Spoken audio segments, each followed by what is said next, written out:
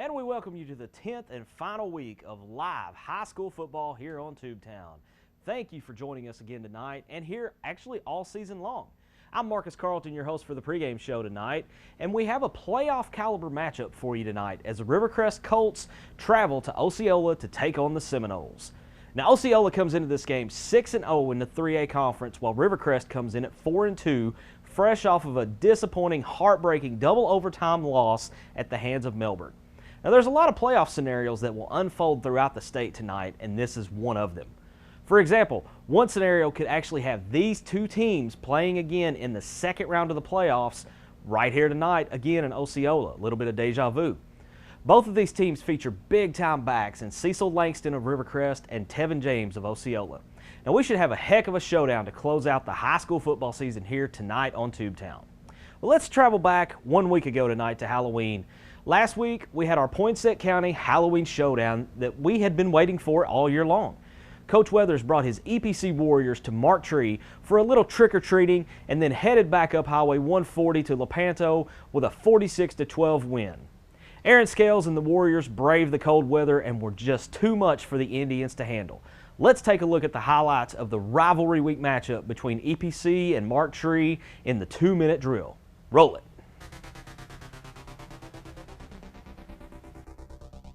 They gave him a first down. Now TJ Young sneaks ahead. Touchdown. Yard gain for Mr. Scales. There's another pass. It's complete. And it's 18. Oh, he dropped it right at the goal line. They said he'd already went over. And good. Quinn Young with a touchdown reception. Full cuts. And now we got room at the right side and touchdown.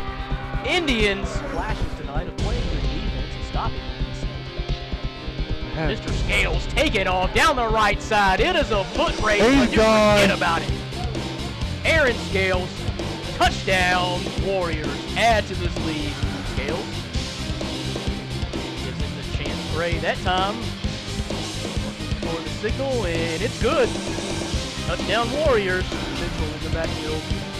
Fakes it, rolls right again to Dean. He's in big time trouble. Gets away unbelievably. Throws it up.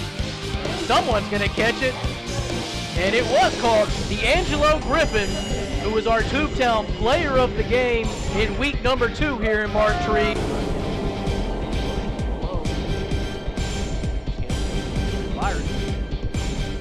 Young again. He's got room left side. And Quinn Young is going to be in for another Warrior score.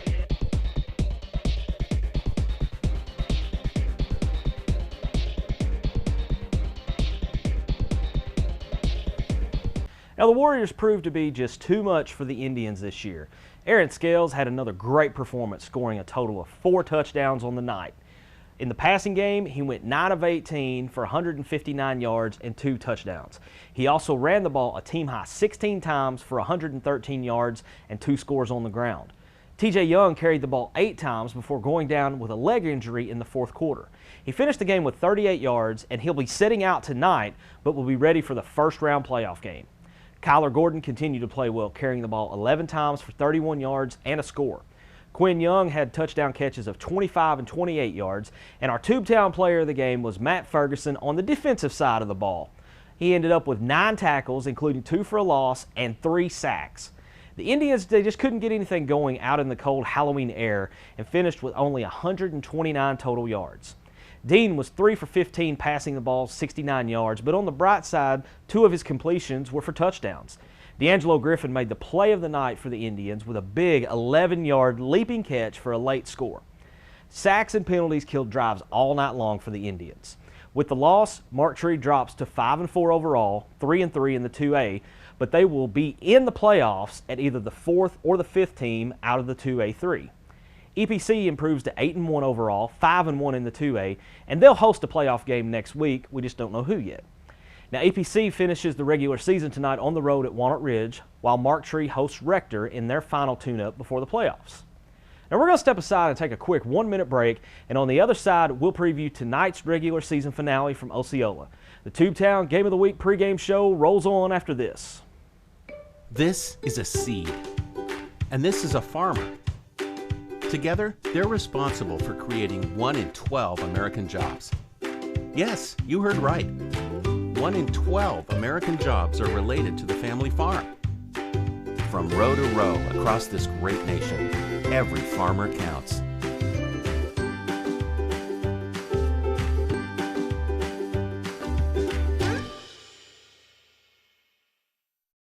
Kaiser LP Gas Company is a family-owned propane company serving residential, commercial, and agricultural customers in Craighead, Crittenden, Poinsett, and Mississippi counties in northeast Arkansas. Located on Highway 181 South in Kaiser, Arkansas, Kaiser LP Gas can fill all of your propane needs, whether it's for farm equipment, your home, or business. Kaiser LP Gas has you covered. Call today at 870-526-2198. And we welcome you back to the Tubetown studio. And in just a few moments, we're going to take you out to Seminole Stadium in Osceola for our Week 10 matchup. Hard to believe it's Week 10.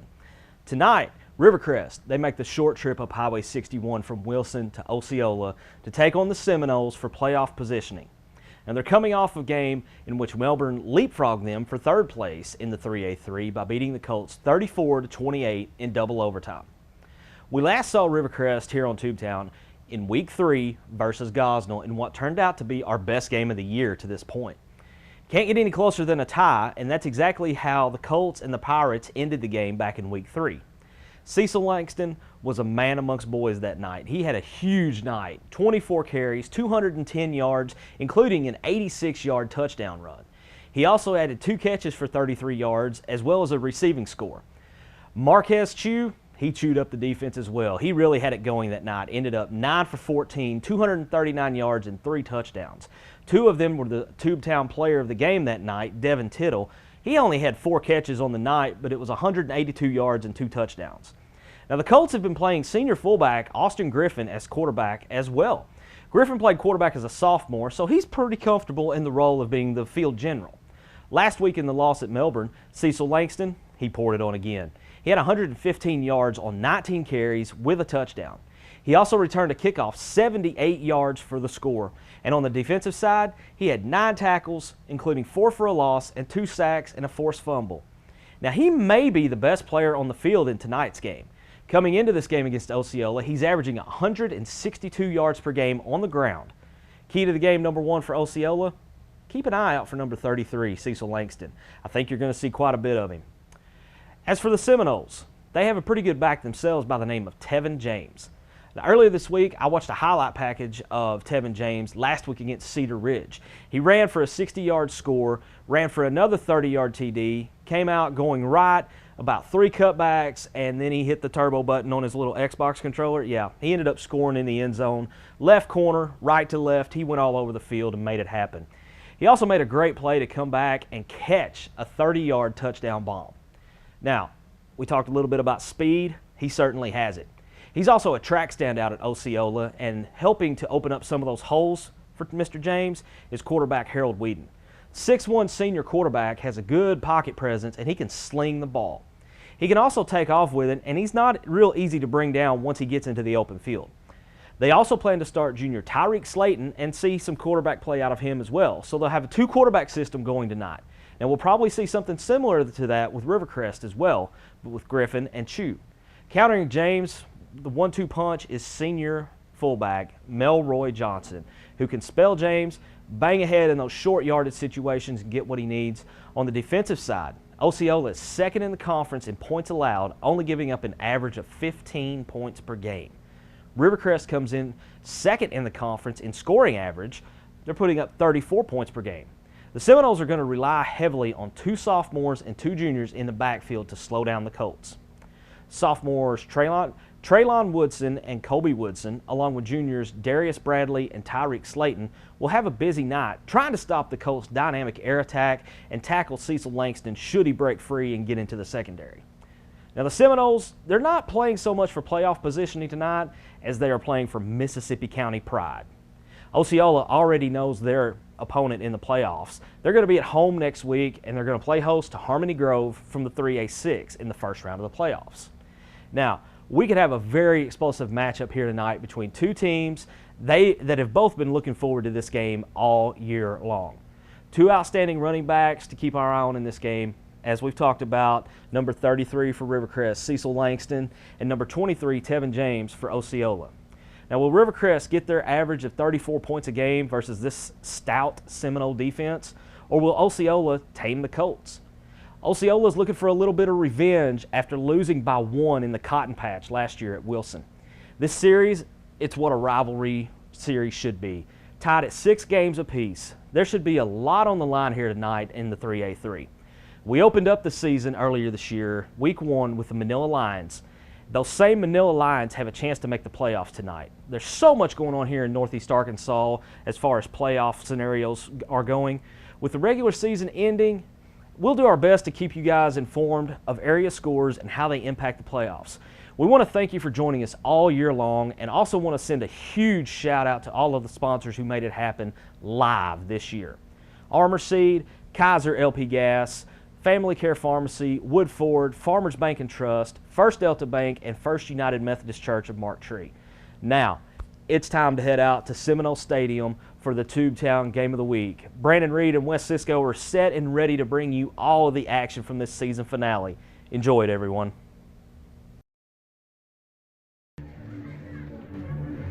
Hello everyone and welcome to Tubetown's Game of the Week, and tonight it's the Mississippi County rivalry between the Rivercrest Colts and the Osceola Seminoles. Thanks again for joining us, everyone. Brandon Reed taking care of some other duties tonight here on the broadcast. Andy Maness, your play-by-play here tonight, joined by our color analyst, Wes Cisco. Tonight, Wes, Osceola going to be defending their home field against a team they haven't beaten since 2009. And how much motivation do you feel like that gives the Seminoles to go out and get a win tonight? Do you know they want to beat the rivalry from Wilson? However, are they kind of overlooking it, knowing next week they got a home playoff game? Rivercrest coming off of that big double overtime loss to Melbourne wants some retribution tonight on their part as well, Andy. Absolutely. And, you know, coming off of a loss in double overtime, you got to think that Rivercrest is pumped up for tonight's game. I mean, not only for the rivalry, but because they got that bitter taste in their mouth. They want to get that bitter taste out of their mouth, and this is the last game of the year for them in the regular season, so they want to end it on a positive note, especially against their biggest rival of the year. Yeah, most definitely, and because, you know, last week when they did lose that game in double overtime, that knocked them out of hosting next week at the Cotton Patch. They're going to have to go on the road. They want to show people that they can win on the road. Well, and Wes, that's something that they have not done at all this year. They have not won a single game on the road. They are 0-3-1 on the road, are the Rivercrest Colts. As you mentioned, they lost a heartbreaker last week in double overtime to Melbourne, 34-28 the final.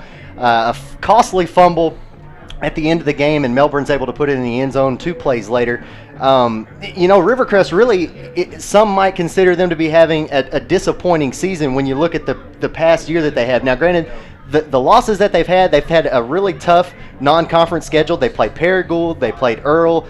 They managed to force a tie with Gosnell, who put up 74 points on Harrisburg last night.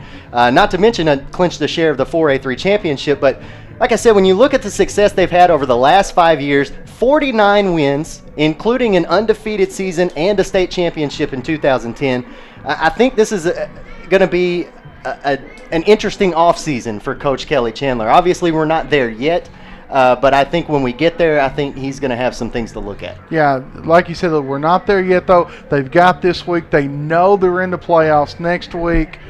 So you know he's not looking past these two right here. These next 2 games here. Yeah, they're good. Rivercrest, on average this year, scoring 31 points per game, giving up on average 28, but they are losing close games where Osceola's, frankly, is winning the close games. I mean, you look at their schedule this year. I mentioned they played Paragould and Earl, their non-conference opponents. Paragould, 38-33, the final there, 18-7 to Earl, and then, of course, the game last week with Melbourne, 34-28. So, again, Rivercrest not being able to pull out the close wins, it seems like. Osceola, on the other hand, are pulling out close wins, and that's, I think, a big part of their 6-game win streak. If you look at Osceola's schedule this year, they started off 0-3 on the year against some very tough non-conference opponents: Blytheville, Gosnell, Hazen. Hazen was their biggest loss on the year, a blowout loss there. It was like 50-18, I believe, was the final score there. But then they go on a roll. They go 6 games in a row and win couple of close ones, 23-22 over Corning, 26-21 over Hoxie. And, of course, they defeated Melbourne, who just got through beating Rivercrest last week. So, I mean, Osceola definitely able, I think, this year to pull out the close games, and that win streak that they've gone on has really put them in a nice position to make a good run in the playoffs. Yes, and on the Seminoles side, like you said, though, Andy, 0-3, people were starting to write them off. What they did was they scheduled up. They knew who was going to be tough opponents. They scheduled up on the non-conference. They got ready for conference play. They got ready for the Hoxies and went on the road and beat the Mustangs. And right now they're sitting in the catbird seat. They're the number 1 seed coming out of this conference, and they will get the host, Cutter Morning Star, here at Seminole Stadium next week. Absolutely. And, you know, you go back to that win over Hoxie. I was at that game, and the win over Hoxie, I think, really boosted their confidence, really gave them a lot of momentum for the rest of the season. And, you know, I don't think since that game, I don't know if they've had another close one. Not that I can recall. They absolutely dominated the Hoxie game. They absolutely dominated Hoxie in all facets. They stopped them from doing what Hoxie does best, which is use Cole Sears at the quarterback position. And they played great pass defense, bottled up the run game. And even though it was a close score, 26-21, Osceola scored most of their points in the first half and just played defense for the rest. So their defense doing an outstanding job on the year. Okay. We're going to step aside for a quick commercial break right quick, and when we come back, we'll have your keys to the game and the kickoff. We're watching Tubetown live Brett football. This is a seed, and this is a farmer. Good job. I didn't Together, want to know if we wanted they're to get to the responsible keys or for not, creating so. 1 in 12 American jobs. Brandon's got them on the Yes, graphic. you heard already. right. Oh, does he? Okay. picked up 1 in three. 12 American Oh, well, I didn't jobs know. are related to the Mention family these. farm. Should've stopped rambling. From row to row across this great nation, every farmer counts.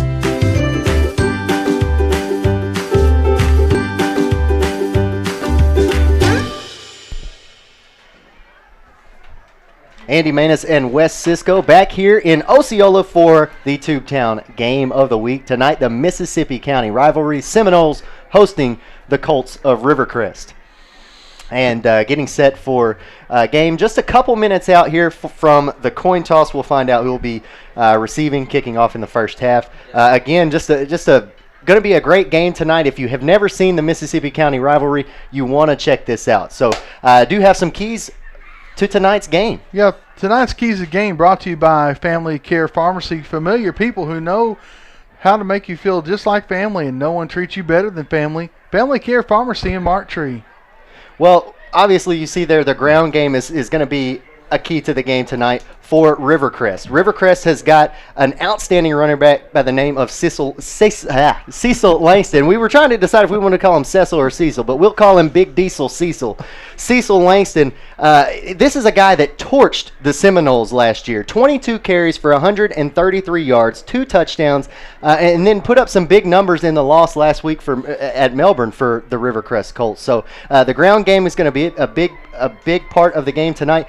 Defense is going to be a big part of the game for Osceola because, as I mentioned before the break, Osceola's defense outstanding this year. They're going to be able to play great pass defense and force Rivercrest to do what they do and run the ball. And on the other side of the field for Rivercrest, they had a young man run 61 times last week at Melbourne, and I believe from what I understood he rushed for 200-something yards and like 3 or 4 touchdowns for the Melbourne Bearcats in that double overtime win. So their defense is going to have to learn how to stop Tevin James on the ground for Osceola. Yeah, absolutely, and that's one thing that I wanted to mention is keeping the ball out of the hands of the quarterback, and you saw that was our third key to the game there was quarterback play.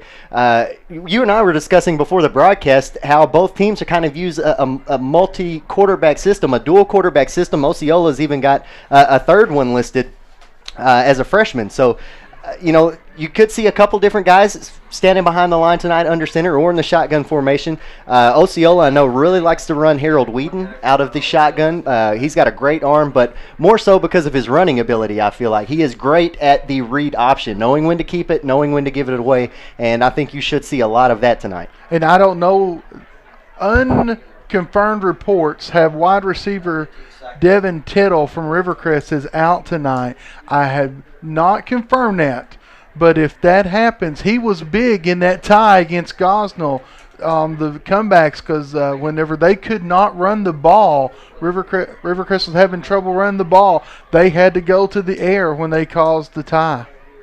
Well, and that will be something to pay attention to, absolutely. As you mentioned, Tittle is a big potential playmaker for the Colts, and him not being on the field tonight could put the Colts in a pretty bad position. So going through the coin toss right now, your captains for this evening's game: number 23, Tevin James for Osceola, Harold Whedon, number 50, Xavier Turner, and number 59, George Parnell.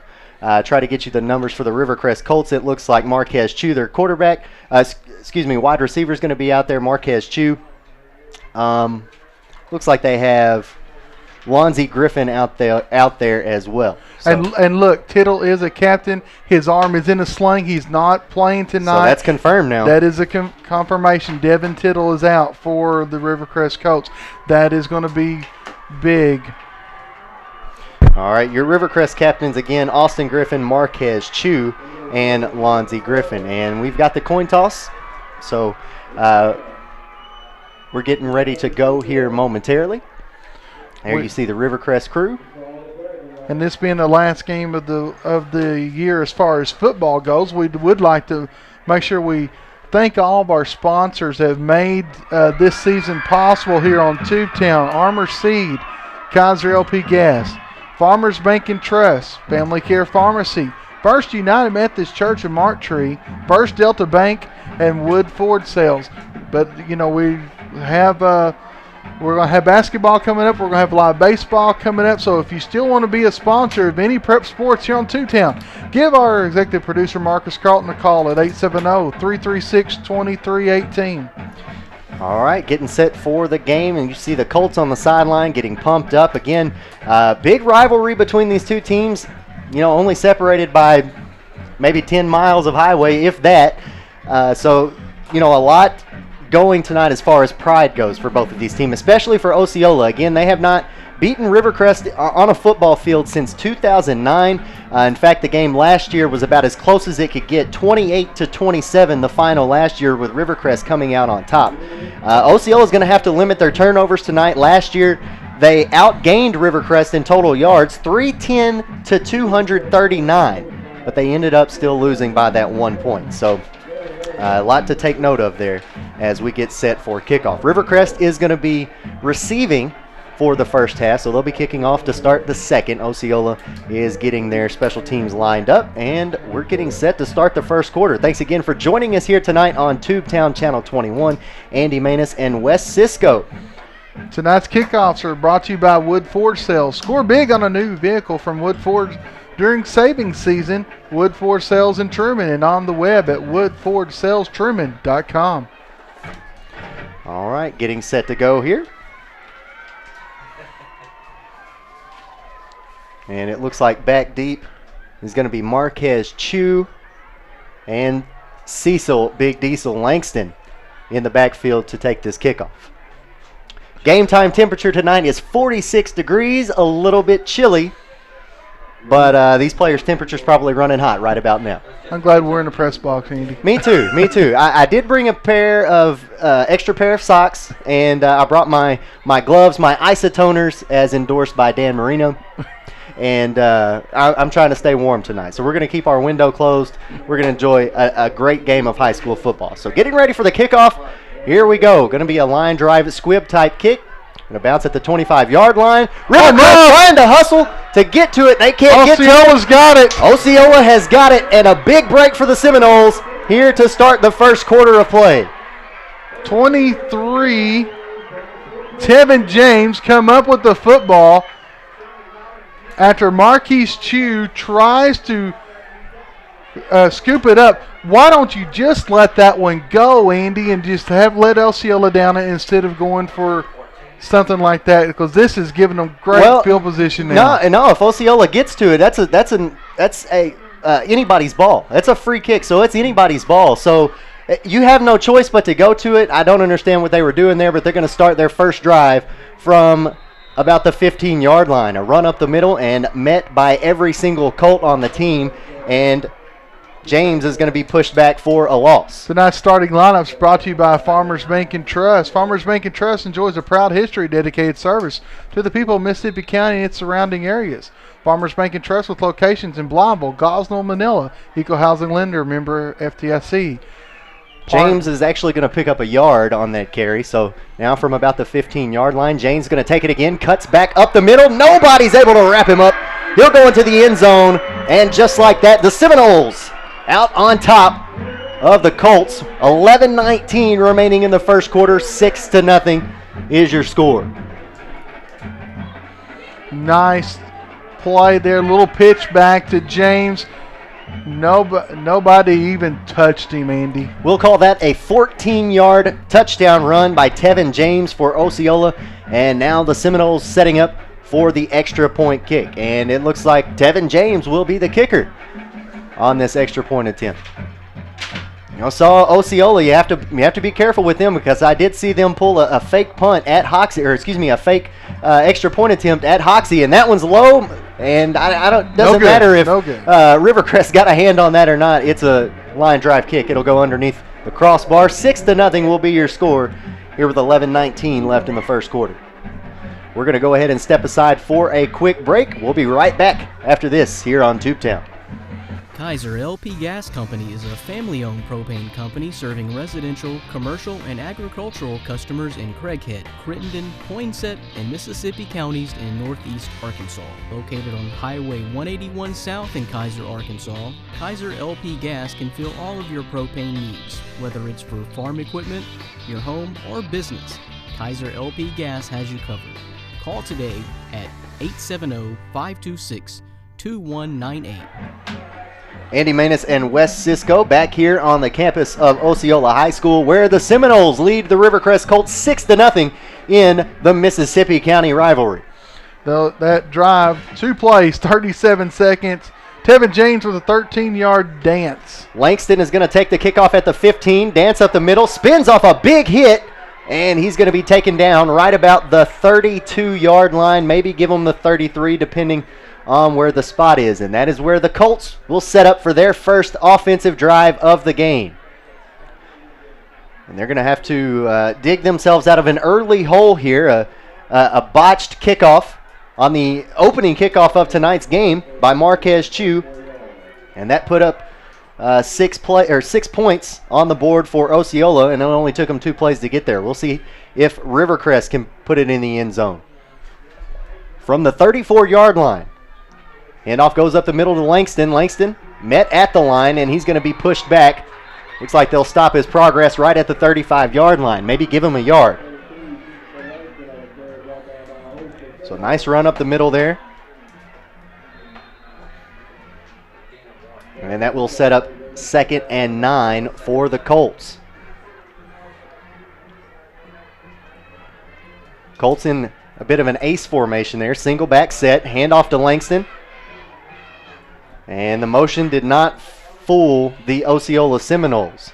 And there's a flag. That's after the play, too, so that's going to be unsportsmanlike conduct, it looks like, or personal foul on. Looks like I saw a referee point toward the Colts. Yep. We'll see what they tag him with. Ball originally spotted just shy of the 40-yard line, and it will be unsportsmanlike on the Rivercrest Colts, so that'll back them up. Another 15 there.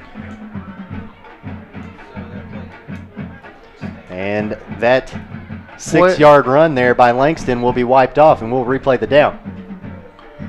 So now you've got to go in and think, okay, if you're Rivercrest, you've got to calm down a little bit. You've had the botched kickoff. You've already given up a score. Last thing you need is dumb penalties. There's no other word for it besides that. And unsportsmanlike penalty after the play that's what it is. Absolutely. Almost called an Osceola Seminole offsides, and I think they did. They're going to pick him up for encroachment. And that would be Harold Whedon getting called offsides there. Trying just to jump just a little bit too much there. Good head fake there by Austin Griffin. So that's going to pick up 5 of those 15 back. And we will replay 2nd down again. And that's a good job by Griffin there with the head fake the hard count, and he's able to draw the defender off sides. So Colts will set back up, and now the referee's having some more discussion here. I'm not sure. They're calling it third down instead of second, so we're not replaying the down because it was after the play on second down. So that makes sense. So it'll be third. Yeah, so it'll be third and long. And the marker did not change on the sideline, so our sideline guy's not helping us out there. But I think everyone was a little bit confused after that unsportsmanlike conduct. So here we go, third down. It'll be 3rd and 15 now. We'll see what the Colts dial up. Osceola looks like they're going to be bringing 5, maybe 6. They bring 5. They're going to hand it off to Langston. Langston around the outside, makes one defender miss, runs into 2 more, still on his feet, finally dropped right at the 35-yard line. So a pickup of 5 for Langston, and that will force a 4th down for the Colts. I'm not sure about that play, Andy, because you're 3rd and long unless you just don't have confidence in your passing game. You know, you got about 5 yards, maybe 6 out of it.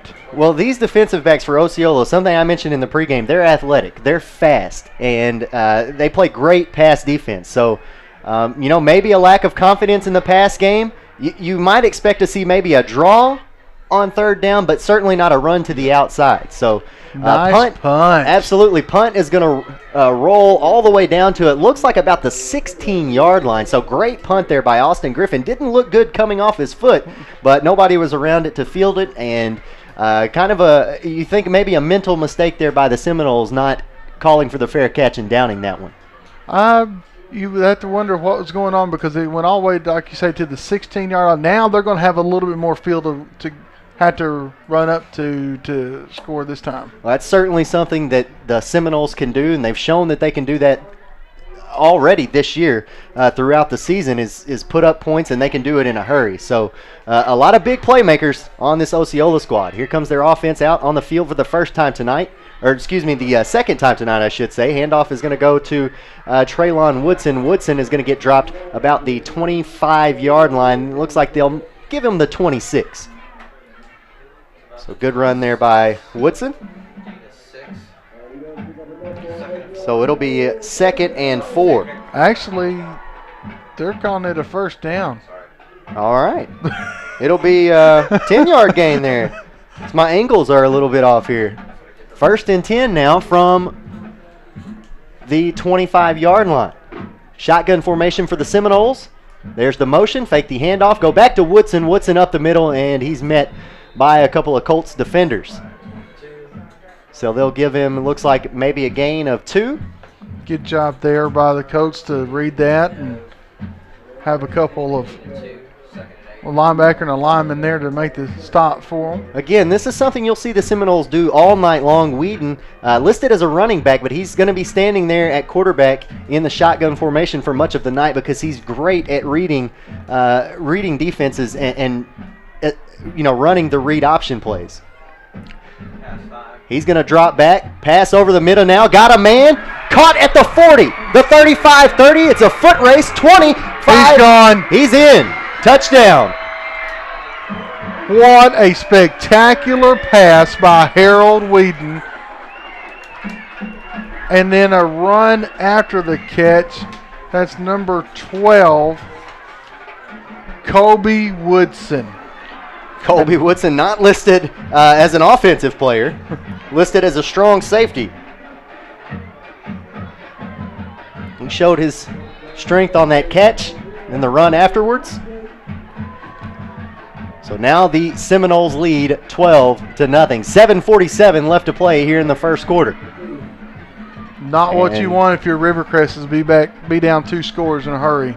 Seminoles going to go for 2. There's the pitch. Nice one-handed grab and into the end zone. That was Brendan Parker converting 2 points there. So now 14-0. 7:47 left in the first quarter. We'll take a quick break and be back with more high school football on Tubetown, Channel 21. Farmers Bank and Trust offers instant image debit cards. Showcase your school spirit, your grandkids, your pet, or your favorite sport.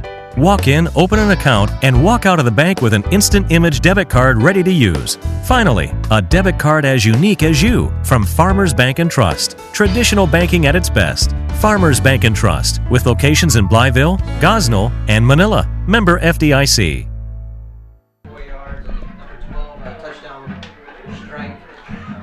3 plays, 84 yards, capped off by a 71-yard strike from Harold Whedon to Kobe Woodson, puts the Seminoles up 14-0. Well, what did I say right before their drive? This is an Osceola team who has shown throughout the year that they can put up points and they can do it in a hurry. I just mentioned the big playmakers on the team, and then a guy who, not your everyday playmaker, steps up and makes a big play. So the kickoff goes to the Colts now. They're going to take it out to about the 31-yard line. But, man, just great play calling there by Osceola and great pass and a catch from Whedon to Woodson. Woodson, a 5'9", 144-pound sophomore. Bright spot to have there if you're the Seminoles. Looking forward to the future. So Colts going to come out here on offense for the second time tonight. They're going to start at about the 32-yard line, it looks. Their own 32-yard line. So Colts come back out in the ace formation. Two receivers out wide on the far side. Handoff goes to Langston. He's going to break it off to the outside. 35. Gets hit from behind very hard at the 40-yard line. Nice lick there by Tevin James. But not before Langston picks up about, looks like they might give him 10 yards and maybe the first down. They might have to measure it. Referee having a discussion right there with they're going to go ahead and say second, center Braden Wilson. I tell you what, though, Harold Whedon made a good shot. He's going to have to watch out, though. He's about to get flagged for unsportsmanlike because every time he makes a hit, he goes and he kind of taunts a little bit. He's going to have to watch that. And I think he's... Oh, and there's Langston, and it looks like Noah Smith, defensive tackle for the Seminoles. Langston and Smith exchanging words. And it'll be a false start on the Colts. That'll back them up 5 yards, so that nice run by Langston is backed up. Rivercrest now been flagged 2 times for 20 yards. So now that will make it second, and it looks like 6 for the Colts. Langston in the backfield, 2 receivers out wide on the far side. Griffin going to check to the sideline with Coach Chandler. He'll call the audible. Griffin takes the snap, hands it off to Langston. Langston runs up the middle, met by a swarm of Seminoles. There is a flag on the play. Langston might have gotten maybe 2 yards on the carry, but it looked like some activity away from the ball there. Maybe a holding penalty. It looked like that was nowhere near the ball, and that's going to be a face mask on the Seminoles. So I believe that should be a 15-yard penalty. That's correct. And that will make it 1st and 10 for the Colts, just shy of their own 45-yard line. They'll have it about the 44, and they'll set up with 6:35 left to play here in the first quarter. So that's the second penalty against Osceola, and they're both been flagged for 20 yards now. Langston has been the workhorse so far. Tackled from behind and a big hit. And that one came courtesy of Traylon Woodson. And he got away with the horse collar. Oh, absolutely. He got away with the horse collar. It looked like that might have been Noah Smith who chased Langston down and caught him from behind. That was right before you saw Traylon Woodson come flying in, and it'll be a loss of 2 yards for Langston and the Colts. So far, Langston has gotten every carry tonight. Griffin, going to be a screen pass out wide. Good recognition there right at the 50-yard line. James. And that was Dallas Thurman on the reception, and it was very, very good play recognition there. So that'll be a gain of 1 yard there, 2 yards. Tevin James with a good read to grab his 3rd tackle of the night for the Seminoles. That will set up 3rd and 9 for the Colts. They'll have it right at their own 45-yard line. So far, they haven't managed to get into Osceola territory tonight. Griffin takes the snap, looking out on the far side. tosses it deep. Double coverage. Tip. Oh, And almost. he was trying to tip it out to where he could only catch it, was Peyton Adams, and he just could not come up with it. So that will make it 4th and 9 for the Colts right at midfield. And we'll see if they opt to punt or not. If you remember the last time Colts punted, got to down it inside the Osceola 20-yard line. So we'll see if they can do that again. Osceola got two players back deep now to return this punt.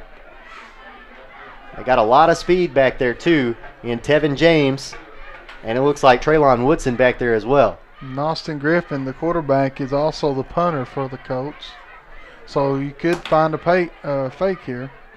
Nice rugby punt. Looked like an Osceola player got a hand on it. That one is going to roll out of bounds. Looks like just above the 25-yard line. It looks like they might call it the 26, maybe the 27, but that is where Osceola will take back over on offense. 5 minutes, 8 seconds remaining here in the first quarter. 14-0 is your score. Osceola on top of the Colts right now. Find Tubetown on Twitter at Tubetown21. Let us know where you're watching the game from using the hashtag Colts versus Noles. We'll try to read some of your tweets during tonight's telecast.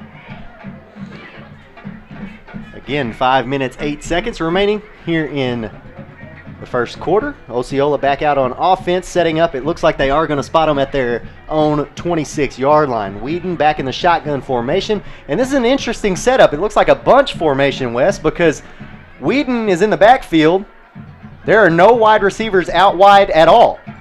And actually, it looks like Whedon's going to line up at running back, and Slayton is going to be the quarterback. We mentioned in the pregame little activity over there between Langston and Darius Bradley, but we mentioned in the pregame a multi-quarterback system for both teams, and there you saw it. Tyreek Slayton lined up at the quarterback position under center, and Harold Whedon in the backfield. And let me mention this. This is something interesting. I saw Osceola run this play against Hoxie. They were backed up on their own 9-yard line. And Tyreek Slayton came out as the quarterback for the whole series. Then on third down, he gives it to Whedon on a toss, and Whedon tosses it deep, and they have a wide open wide receiver. So you may see that here in the game. There's a handoff to James. James around the outside. He's got speed and room. They're going to push him out on the far sideline. It looks like about the 46-yard line, but a big gain there by Tevin James. On the last play there, when they had the bunch formation, the tackle was going to be credited to Braden Wilson. But if you watched, Brendan Parker pushed his own player down and made him trip. Big run there by Tevin James. So that's going to set up 1st and 10 from about the 40-yard line. And Whedon will be in the shotgun formation all alone. Nobody in the backfield. James goes in motion to the far side. Whedon's going to keep it himself. Across the 45, down at about the 49-yard line of Rivercrest. He's going to pick up enough for the first down. Looked like a gain of 11 on the carry. Good job by Whedon there to keep his legs cranking, getting another couple yards. And we got a penalty here. It's going to be against the Seminoles. Holding. So I'll back him up 5 yards from the spot of the foul. Excuse me, 10 yards. 10 yards, but I'm trying to see where the spot came. I guess it came right at the end of the run. Yep. Because they went right from the end of the run. And now that sets up, it looks like a 1st and 11. Yeah, so. Well, we'll say 1st and 12. Zap our spotter here. Our stat man Zap over here. 4:05 remaining in the first quarter. Whedon back in the shotgun formation. He's got 3 receivers out on the far side, and Tevin James lined up here on the near side. 3-step, takes it. Looking for James, intercepted by the Colts at the 25-yard line. Nice interception by Bruce Parker. Weston Wilson, number 10. Number 6 did get that. Bruce Parker, a 5'10" sophomore. The sophomores are coming out to play in this rivalry, Andy. Well, and that's only just a good sign for the future for both of these teams. Because all these sophomores getting this experience tonight, not to mention the feeling of how big this rivalry is for both of these teams. That's going to be big for both of these squads moving forward in the future. So Rivercrest going to come out and set up at their own 25-yard line. Griffin takes the snap, hands it off to Langston, and Langston just ran into a lot of purple right there. Some scores of very interest in the 5A East. Wynn leads Nettleton 14-7. Winner gets a home playoff game in the second seed out of the East, and the loser of that game has to go on the road. Now, after the first quarter, Batesville and Valley View are scoreless. Did you imagine that one? Did not. Absolutely not. And it looks like we're going to have a timeout. So we'll take a timeout with them. 3:17 left in the first quarter, 14-0. Seminoles lead the Colts. No one can take care of you like family. At Family Care Pharmacy in Mark Tree, you'll find familiar people who know you just like family. Locally owned and operated, Family Care Pharmacy can fill all your pharmaceutical needs while providing a friendly atmosphere where your questions are welcomed and will be answered with a smile by someone you know. For your next prescription, think family. Family Care Pharmacy in Mark Tree. For a complete schedule of prep sports on Tubetown, log on to our website, www.tubetownonline.com. The full schedule is on the homepage. You can also order DVD copies of all of our high school sports programming. And again, next week, it will be week 1 of basketball for us. This is our final prep football telecast. And I appreciate you letting me be a part of it. Thank you so much, guys. 3:17 left in the first quarter. Halfback toss to Langston. Langston trying to find some running room. Spin move at the line of scrimmage. Still on his feet. He's got 2 guys left to beat. One of them's gone. He's across the 50. Juke move, 30. God, tripped Chased up. down from behind. A great tackle there. Shoestring tackle. I think we're going to have to credit Traylon Woodson with that because he was the closest defender to Langston. Langston had nothing but wide open spaces in front of him, and just a huge run there by the Rivercrest Colts. That's going to put them down all the way at, looks like they'll mark them at the 27-yard line. Who had that tackle again, Andy? I'll say it was Traylon Woodson. Number 9, Traylon Woodson. Gain of almost 50 yards. He made something out of nothing on that one. There's a handoff around the outside now. Another first down. And another first down. Chris Johnson on the carry that time, not the former Tennessee Titan. But he'll pick up, it looks like, 11 yards. Man, big run there by Langston. It sets up the Colts now in Seminole territory for the first time tonight with 2:34 left to play here in the first quarter. Down by 14, Colts going to be set up, it looks like, at the 16-yard line. Griffin in the shotgun, takes the snap, fakes the handoff. He's going to keep it himself, running up the middle, still on his feet, got plenty of momentum to carry him to the goal line, and he is down. Right at the 1. So it'll be a first and goal for the Colts. Nice run by Griffin. And it looks like that was, we'll call that a 15-yard run there. And I would be shocked if they did anything other than hand it off up the middle here with a back like Langston. But actually, Langston not in there right now. Griffin, they're in the bunch formation. Griffin going to take it himself, and he got denied, I believe. I do not think he made it. Great jump. They said fumble, and I guess they said who recovered was down. Griffin with a quarterback sneak there. If you had a little lead block for Griffin, that would be a lot better. He's 220 pounds.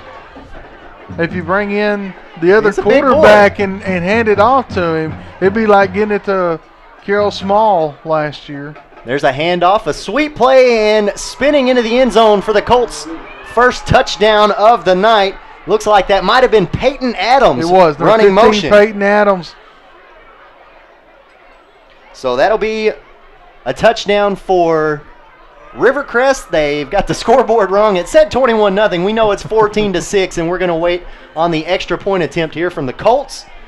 1 minute, 30 seconds left to play here in the first quarter. Colts setting up for that extra point attempt, and they're able to draw the Seminoles off sides. So that'll set them up at the 1. And you wonder if that will change the play call any here. It's a big gamble, I know. It's a big gamble. You see a lot of coaches do that, though. Yeah. You give them that extra yard, and they'll take it. Especially here in the high school level. But if you've got a good kicker, this would make it still a touchdown game. So I'd go ahead and kick the extra point. Kick is up. And it's good. 14-7 is your score. 1:30 left to play in the first quarter. Colts trailing the Seminoles. We're back with more high school football on Tubetown. Ready, blue F-150, red Mustang. Hey, hey, hey! Kerry Woodlawn with Bert Harrison at Woodford Sales and Truman. We've got our entire inventory teed up, ready to kick off the season of big savings. Terry, we've got any crew cab XLT on the lot, $9,000 off. We got them in Razorback red, Red Wolf red, or any color you want. Hey, let the other guys punt. Come on down to Woodford Sales and Truman and score big. This is where we're passing the savings along to you. Woodford Sales and Truman, where you don't pay more, you just get more. That scoring drive was 5 plays, 75 yards, 2 minutes, 18 seconds off the clock. A 1-yard burrow by Peyton Adams cuts the Seminole lead in half, 14-7. Andy Maness and Wes Cisco here with you. Thank you for joining us here on tonight's Game of the Week on Tubetown, the Mississippi County rivalry. And we will try to have some more scores. As we know, you're watching the scoreboard for playoffs that start next week, and I'm going to try to keep on getting some score reports over to you. Tevin James breaks one off to the other side of the field, down the sideline. One man left to beat, and he pushes him out of bounds. Nice job playing some catch-up defense there by Dylan McLemore. And all the way to the 30-yard line. Guess where the Osceola Seminoles are? They're back in Rivercrest territory. Big run back there by Tevin James. 40-yard run back from where he picked the ball up. That sets up the Seminoles at the 30-yard line of the Colts. 1:19 left to play. Folks, we're still just here in the first quarter, so I hope you're enjoying tonight's game as much as we are up here in the broadcast booth. Uh-oh. Well, we're going backwards here. We are going backwards. It looks like the referee. Oh, we got a flag down here on the near sideline at the 46-yard line. It was hidden by the line of players there on the sideline. So and I didn't see the call. We missed the call. Blocking the back. Blocking the back. And that will set up the Seminoles here at their at the Rivercrest 45-yard line. Zaps right on top of it again, Andy. And now Slayton is going to be under center. He's going to hand it off to James. James off the right tackle, spins, still on his feet, going to be taken down right about the 38-yard line. They'll call it the, they'll give him the 38, so a pickup of about 7 yards on that carry. So it should be about 2nd and 3.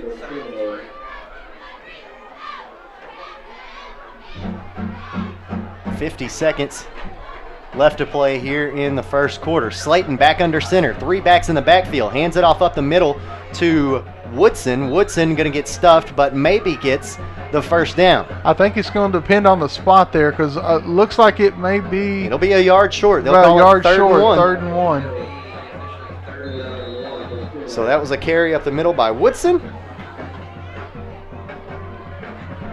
First 3rd down opportunity tonight for the Seminoles. We'll see what they make of it. 3rd and short. Slayton back under center. 3 backs in the backfield.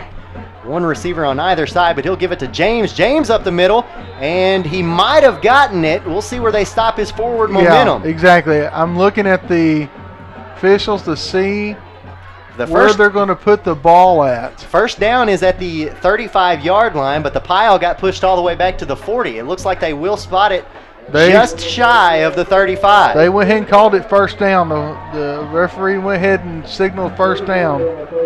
So James with a pickup of a yard, and that will end the first quarter of play. 14-7 is the score as we get ready to set to the head to the second quarter. The Seminoles on top of the Colts. We'll be back after this break. You're watching high school football on Tubetown. In Luke chapter 10, Jesus says, "You shall love the Lord your God with all your heart, soul, strength, and mind, and love your neighbor as yourself." We at Mark Tree United Methodist Church are not perfect, but we are trying. We want you to know there is room in this sanctuary, in this congregation, and in our hearts for you. Come on in, neighbor. Come on in, neighbors.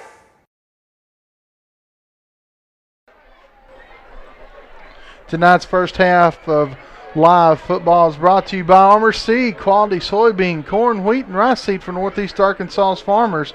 Start strong, plant armor with Armor Seed. Andy Manis and Wes Cisco back here with you for the Mississippi County rivalry on Tubetown. 14-7, the Seminoles lead the Colts, and we get ready to start the second quarter. Seminoles in Colt territory, and they'll have the ball marked at, it looks like, the 35-yard line.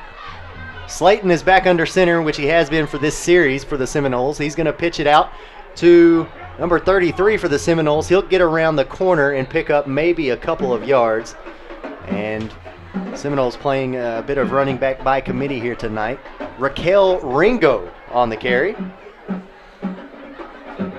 Like you said, like we talked about in the pregame show, Andy, we know the Seminoles want to win this game, but they also are probably looking to keep players healthy going into the playoffs. So no doubt about it. I mean, when you've got the conference title all but locked down, why not preserve your best players for your biggest games? And not that this game isn't big, but playoffs.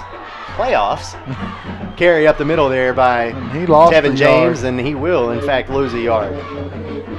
So it'll be third and. Oh, it looks like he might have lost more than that, maybe 2 yards. Maybe 2 yards. They're marking it right at the so back 3rd and 10 now. So we'll see what the Seminoles want to do here. They've only had 3rd down one time tonight, and they converted it on the one time. So and now Whedon under center, and he's got 3 backs behind him. So we'll see what Whedon fumbled the snap, able to pick it up, tosses it out wide, and he'll toss that one over the head of his intended receiver, and honestly, I think he was just trying to get rid of it. I do too. And avoid the sack, and he did a good job of being aware. He was just throwing that one away, so it'll be 4th down now. We'll see what the Seminoles want to do. They are obviously a bit far out for a field goal in high school, so we'll see if they want to go for it or if they want to try to pin the Colts deep in their own territory with a punt. It looks like they're bringing Whedon back out, so they will go for it. Whedon will be in the shotgun. He'll have James in the slot position to his left, 2 receivers to his right, 1 back in the backfield. James goes in motion. James running a wheel route, and that's exactly who Whedon is throwing to, but he throws it deep into the hands of a Colt defender. Thought about taking a knee, and I guess once you go in high school, once you're in the end zone, it's a touchback. But that was an interception by Dallas Thurman, and that's going to be the 2nd pick on the night for Harold Whedon. And you got to wonder about, Rivercrest came out this last drive, had a really good drive, scored on it, and what was that after? The first pick. And now you got the 2nd interception by the Colts, so here we go. Well, again, that's one, in my opinion, one way that the Colts beat the Seminoles last year. I mean, we mentioned in the pregame, the Seminoles outgained the Colts in total yards, but still ended up losing the game by 1 point. So could make for a very close game here. Colts set up, hand it off up the middle. Nice move by Langston. He breaks it to the outside, and he'll get down from the 20-yard line to about the 26-yard line. So it looks up like a gain of 6. And that'll make it 2nd and 4. So again, Langston continues to be the workhorse tonight for Rivercrest, and why not? Because he has got some powerful legs. 10 minutes 30 seconds remaining in the first half. There's the snap from Griffin. He's going to hand it off to the right on the sweep. A lot of running room here for Peyton Adams, and Adams Didn't able to get far enough outside to break a big run off, but still a good run. Sorry about that, Andy. Peyton Adams, what I was going to say, that's another one. He was turning those legs, and he drug a Seminole defender 3 yards before he got down. So it'll be another first down for the Colts. They're going to mark it at their 36-yard line, so we'll call that a gain of 10 there for Adams. There's a snap from Griffin. Tried to hand it off to Johnson. Johnson got met immediately in the backfield, and I think Griffin read that wrong. It was a read option play. You had a wide receiver on the far side running motion to the near side, and Griffin, I just don't think read the defenders right on that play. So Johnson with a loss of, it looks like 2 yards. It'll be 2nd and 12. From the 36-yard line. Hand off to Johnson again up the middle. And how about Johnson turning his legs? And there's another flag coming in late. And it seems like the chippiness between the two teams has kind of subsided a little bit, but it is still the second quarter. And if this game I think this gets... one's another face mask. It is. Good call. So that's going to add 15 yards from the spot. And that's going to get them over into Seminole territory. Osceola has now been flagged 6 times, Andy, for 67 yards. Ooh. And that will hurt. That will hurt. They're going to have to limit the mistakes, especially, even though this game meaningless as far as playoffs go, but you don't want to go into the playoffs with this many mental mistakes in a game. And big run there by Cecil Langston. He runs like a grown man. And that's another first down. Looks like he got about a gain of 13 on that. So we'll call it a gain of 13. Cecil Langston, one of those players for Rivercrest that just is so explosive, and he can break off a big run at any moment. And I think as Marcus mentioned in the pregame tonight, if they could put the spotlight on maybe some of the other players on the Colts, that could open a lot more room up for Langston. But he doesn't need help right now. It breaks one off to the 20, and he's slung down at around the 10-yard line. They'll call it the 11-yard line, but a nice pickup there on the ground again by Cecil Langston. And Langston, Andy, is only a junior.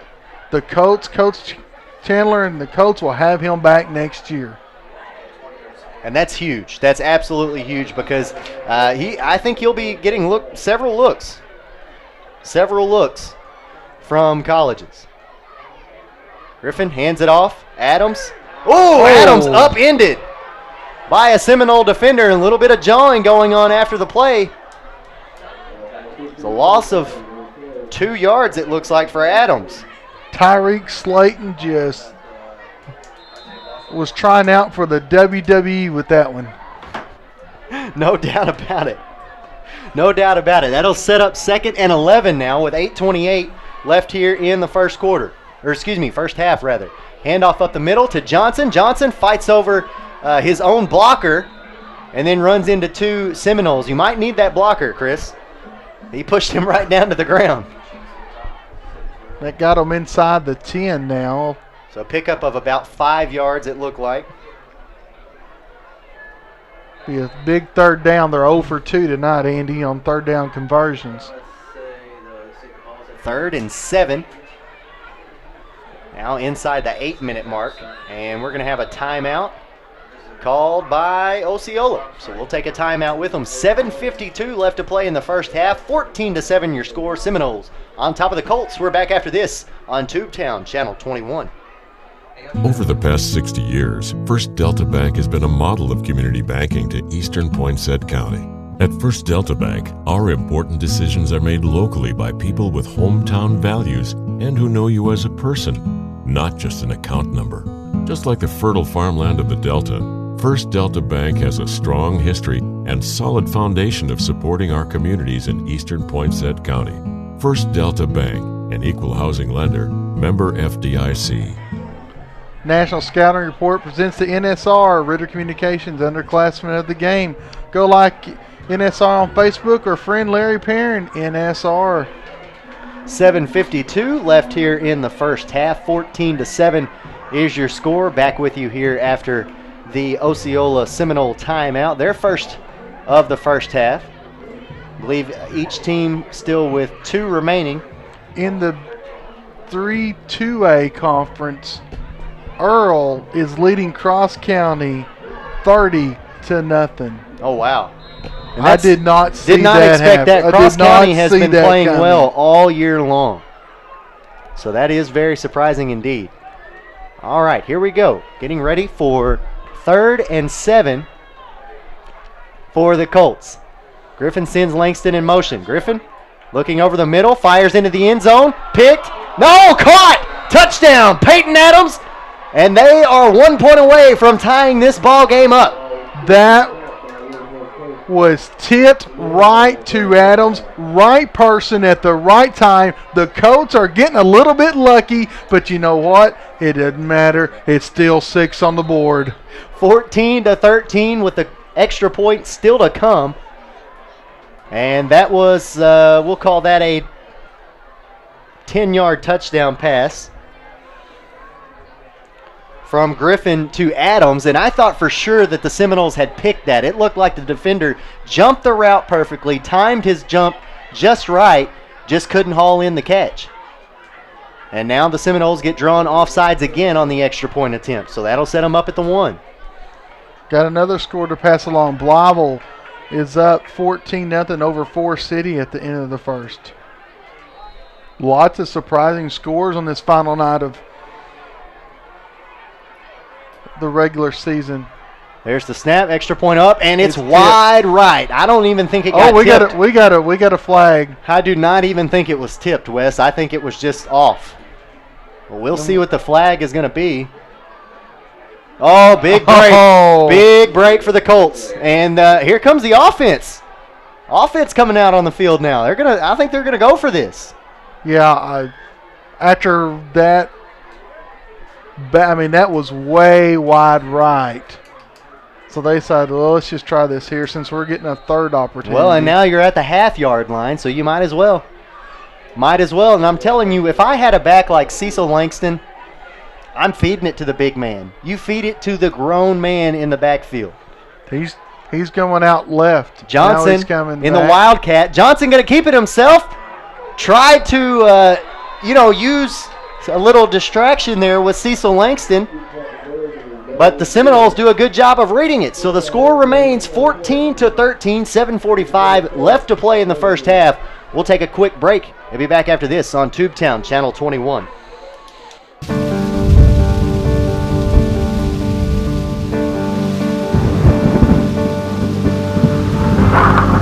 National Weather Service has issued a severe thunderstorm warning in effect until 10 p.m. At 7:48, the north. This has now been upgraded to a tornado warning. We have confirmation of a tornado on the ground. You need to seek emergency shelter immediately. Take cover now. Move to an interior room away from...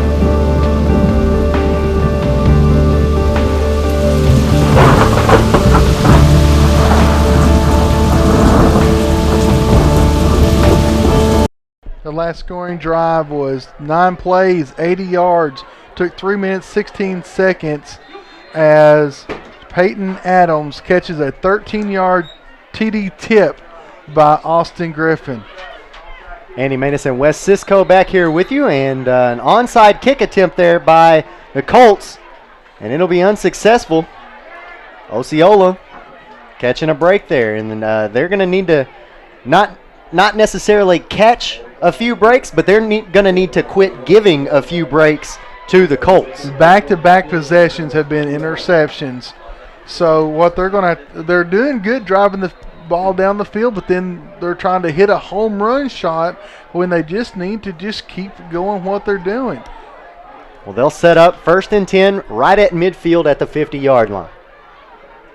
And Whedon back in the backfield all alone, 2 receivers out on the near side, and I think there was an player offside for the Seminoles, but the referee didn't catch it. He did throw a flag, though, as Whedon takes the run out on the far side down the sideline, pushed out of bounds at about the 49-yard line, but I think this one will come back. It is a hold on the Seminoles, and they had a wide receiver offsides committing a false start before that play even happened. So referee didn't see that one, but they get them for holding. A little bit of justice. So that'll be a 10-yard It looks like it was at the line of scrimmage, so that's going to be a true 10-yard. And that'll be 1st and 20 and for now the that Seminoles. is 8 flags against Osceola for 79 yards, and we're only in the first half. A lot of mental mistakes here for the Seminoles, and they have to cut that out. 1st and 20, 7:37 left to play in the first half. Whedon in the shotgun, 2 receivers on either side of him, 1 back in the backfield, takes the snap, looking to his far side, scanning. Now he has to get out of the pocket. He gets out, across the line of scrimmage. Now he's back across the 50, the 45, and out of bounds. They'll call him out at the he didn't quite get across the 45. They'll call him out. And now there's another flag, and 46. I think that's It'll be on Whedon. The referee was trying to get him the ball, and he said something, and he got flagged all the way. I mean, if you look at it over there, the flag is by the track. Absolutely. That is ridiculous.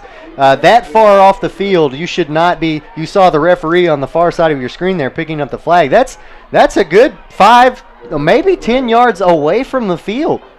Unsportsmanlike conduct. So the big run by Whedon, so it'll be taken off the board. It'll be at 15 yards from that spot. So it's still is it? Here's my question, because I'm not sure. Will it be 1st and now? It should be 1st and 10 from that spot now. To me, it seems like it should be 2nd down now, because I don't think he got the first down on the carry. It was a dead play. Yeah, and it happened after the play. It should be 2nd and 10 right now, but they haven't marked as 1st and 10. So we'll see if they correct it at all. Whedon back in the shotgun here from looks like the 48-yard line. Whedon dropping back, fires over the middle, got a man, and incomplete. That was Woodson, Colby Woodson, who couldn't haul it in, close to the ground. So now that will bring up, as the sideline guys, the chain gang says, 2nd and 10. So we'll see what the Seminoles do here. Whedon getting some instruction. Coming on the field now, Traylon Woodson. He heads to the huddle. And since those 2 interceptions, Wes, this Seminole offense has just looked, other than the penalties, they just look like they're moving in slow motion. They look like they don't have a whole lot of momentum. And now a timeout called to avoid the delay of game penalty by the Osceola Seminoles. So they've burned 2 of their timeouts here in the first half. We'll take one with them. 14-13 your score. Seminoles on top of the Colts by 1. Still in the first half. Back after this on Tubetown. I want to put my jacket on.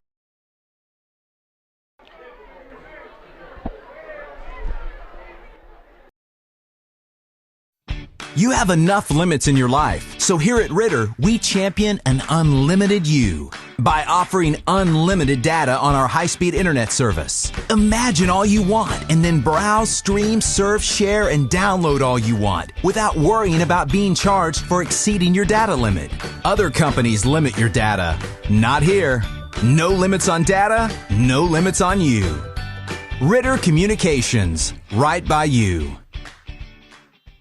Andy Manus, Wes Cisco back here with you, where the Osceola Seminoles have given up 2 straight touchdowns, and they now cling to a 1-point lead. 14-13, Seminoles with the ball at midfield. 2nd and 10. They'll have it at the 48-yard line. Whedon back in the shotgun. He's got 3 wide receivers on the near side, 2 on the far side. So empty set, screen pass over the middle, caught, and that's going to be Parker, Brendan Parker. He'll get across the 40-yard line. Actually, that's exactly where they will mark him, at the 40, but it's enough to get a first down. And I tell you what, Whedon was just getting rid of that. He was rushed. He just got rid of it. Parker had to leap to get that. If he's not on the track team for a high jump, he should be, because he leaped to get that. He just got recruited. Yeah, exactly. Just got recruited. So Whedon, 2 for 4 on the night, nearing 100 yards passing, but those 2 incomplete passes have been interceptions. 1st and 10 at the 40-yard line. Whedon dropping back, throwing deep again, got a man. That one's going to be floated, and oh, wow, great defense there by the wide receiver, and he's going to come down hard. It looked like that was Brendan Parker, the intended receiver. He did an amazing job of turning into a cornerback, and actually it's Traylon Woodson. But that was Dallas Thurman. Dallas Thurman almost had his second pick of the night, and if it wasn't for Woodson playing defense, he would have. He came back to that ball, and unfortunately, he's I hate seeing injured right now. And that is he's a big playmaker. He looks hurt. He is a big playmaker for the Osceola Seminoles. He's not putting any weight on that leg, that ankle. Hopefully, just a rolled ankle and nothing more serious than that. I hate seeing kids get hurt. And folks, this is what this game is all about. It's about the kids, and I hate to see any kid get hurt. So Seminoles will try to regroup after that near interception, and now losing a key player on offense. 2nd and 10 from the 40-yard line of Rivercrest. Whedon, empty set in the backfield. Takes it, rolling out to his right, looking deep. Throwing it over the middle. He's got a man. It's Woodson. Woodson breaking back to the middle of the field. Almost gets stripped, but he is still on his feet. Momentum carrying him forward. He's going to drop about the 30-yard line. You wonder why they didn't blow the whistle a little bit earlier. Looked like they had stopped his forward momentum a couple seconds before the whistle blew, but that'll be a first down for the Seminoles. Looked like a pickup of, we'll say, 15 yards there. We'll give them 16. They have them marked at the 29-yard line. It's Woodson's second catch of the night. There's a handoff for James. James around the edge. And he's going to be thrown down out of bounds near the 25-yard line. Nice stop by Braden Wilson, the linebacker for the Colts. That was a pickup of, looks like 5 yards by Tevin James. And that's Wilson's 5th tackle. He's got 2 for losses already tonight for the Colts. 2nd and 5 for the Seminoles. Fakes the handoff. Oh, wow. And just Rivercrest had that one snuffed out from the beginning. They've seen tape on that one, Andy. Brought the motion to the right side, faked the handoff on the sweep there, and tried to go to the running back. And then it looked like Whedon just decided he was going to keep it himself, but about the time that thought ended, he was on the ground. The body language of the Seminoles right now is There's no urgency. It's looking like, and they're driving the ball, but it looks like they're just like, we're not doing anything. There's no urgency right now with the Seminoles whatsoever, and that's something I mentioned a moment ago. After those 2 interceptions, they've looked very lethargic on offense. There's a hard count trying to draw them off sides on 3rd and 10 there, and Whedon is going to burn the last timeout for the Osceola Seminoles here in the first half. Play clock had counted down to 0, so he was trying to avoid the penalty there on 3rd and 10. We'll take a break. 5:30 left to play here in the first half. 14-13 your score. You're watching high school football on Tubetown. This is a seed, and this is a farmer. Together, they're responsible for creating 1 in 12 American jobs. Yes, you heard right. 1 in 12 American jobs are related to the family farm. From row to row across this great nation, every farmer counts.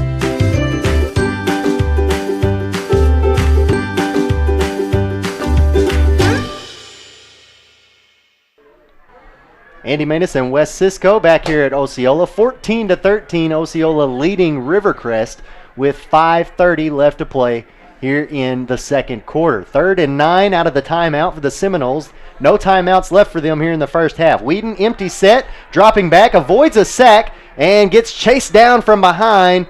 A nice job there by Cecil Langston, showing his skills off on defense as well as offense tonight. So that'll be a gain of about a yard, I think, for Osceola on the scramble there by Harold Whedon. Now, please correct me at any time tonight if I mess up and say Brandon Wheaton, because I know that it's going to happen. I know that it's going to happen, especially now that he's taking over duties for Tony Romo for the time being. 4th and 9 for the Seminoles. Wheaton in the shotgun, one back in the backfield with him. Sends James in motion. Wheaton looking over the middle. Oh, man, he almost dropped that one right in there to his intended target. It looked like that was going to Tyreek Slayton, but wasn't able to get to it, and that will be a turnover on downs. Rivercrest will take over on their own. Looks like they'll mark it at the 28-yard line. So now we'll see what happens. That's 3 straight turnovers for the Seminoles. We'll see what Rivercrest can string together on this drive. 13 unanswered points by the Colts here in the first half.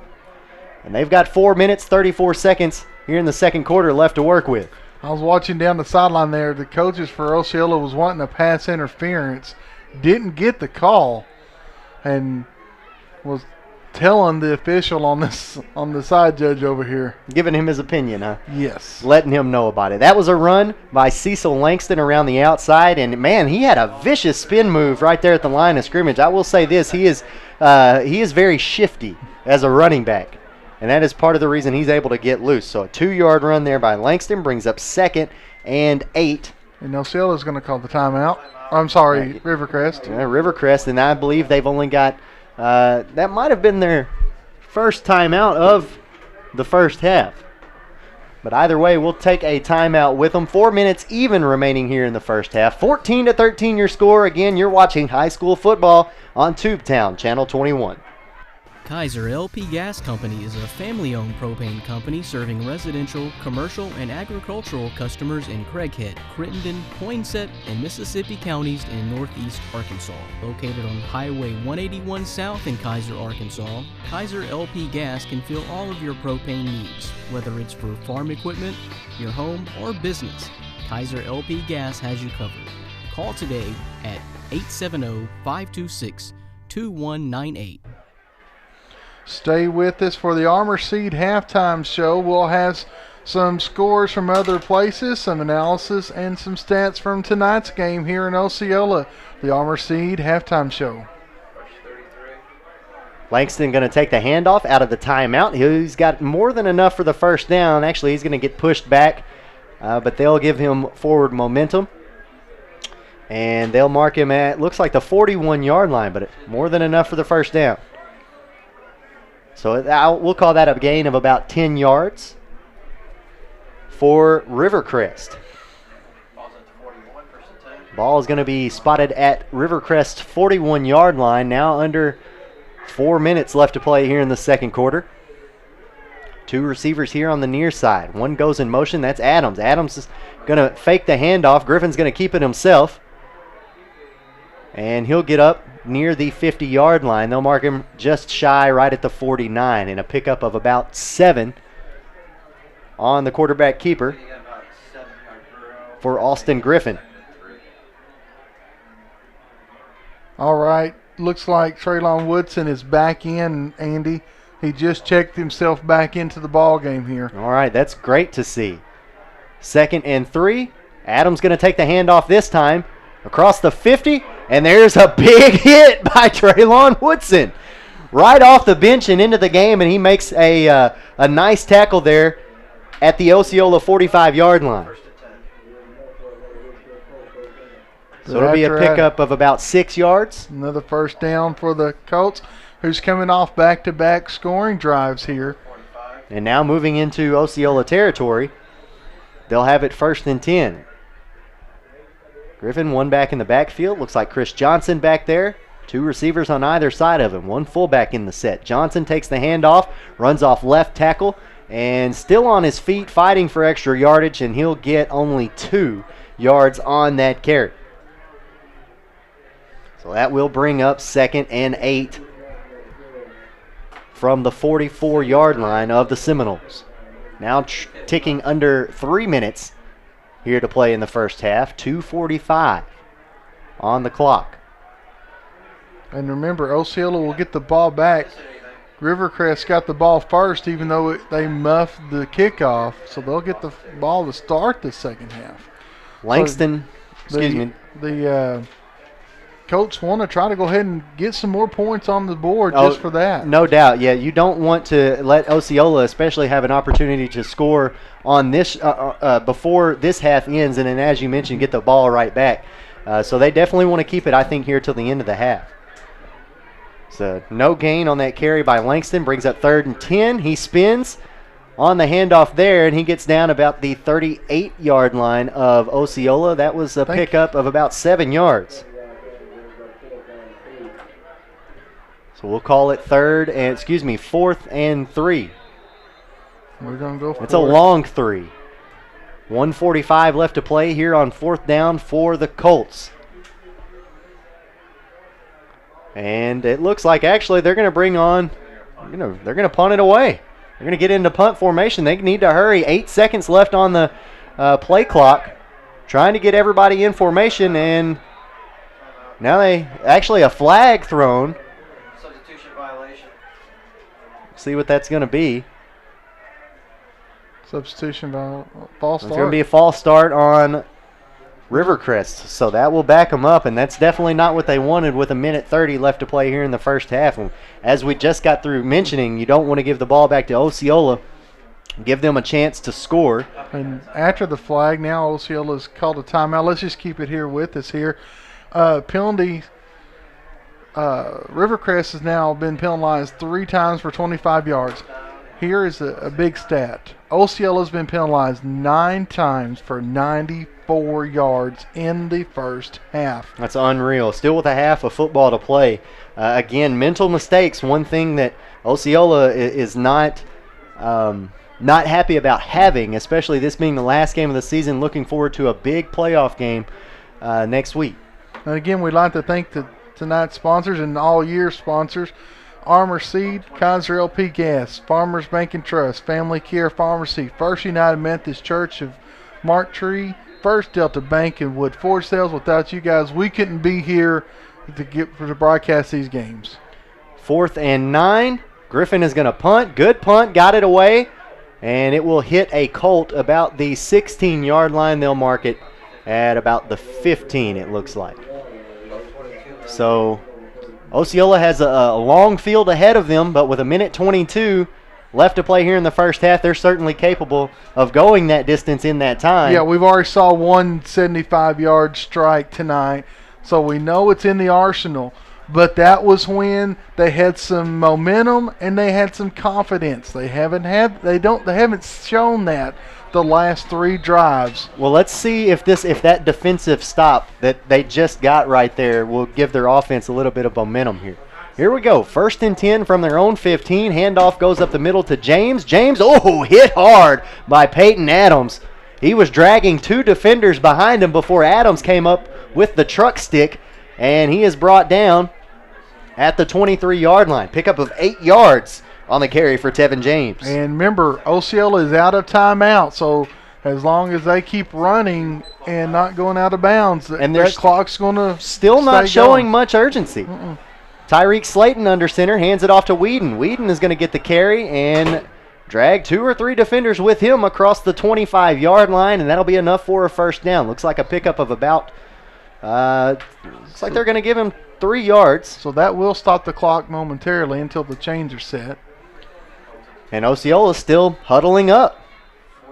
There goes the clock. 45 seconds left to play. I'm surprised Osceola not going no huddle right here. Tyreek Slayton back under center. 3 backs in the backfield, 2 wide receivers. Pitches it out to James. James following his blocker, cuts upfield. Nice cut. Big hit. Bounces off the defender and down to the 40-yard line. Man, he got absolutely waylaid there. It looked like that might have been Haddon Hodge on that hit there. I couldn't quite see a number. I saw a 5, but Tevin James just bounced right off of him and kept running. Tevin James just decided, hey, look, if you're going to try to stop me, you're going to have to form tackle me. This hand tackling is not going to work this drive. We'll say there's a pickup of about 12 there. And now the clock has started rolling again. And Osceola's going to clock it with 22 seconds left. And about 60 yards to go. So with the clock, that makes it, with the spike, that makes it 2nd and 10. And there goes the play clock. Play clock has started, and Osceola now, has a couple seconds to take a little breather and regroup, figure out what they want to do, but so does Rivercrest. But they still are not showing any urgency here. Look at this. There's 10 seconds left on the play clock, and they're just now getting to the line of scrimmage.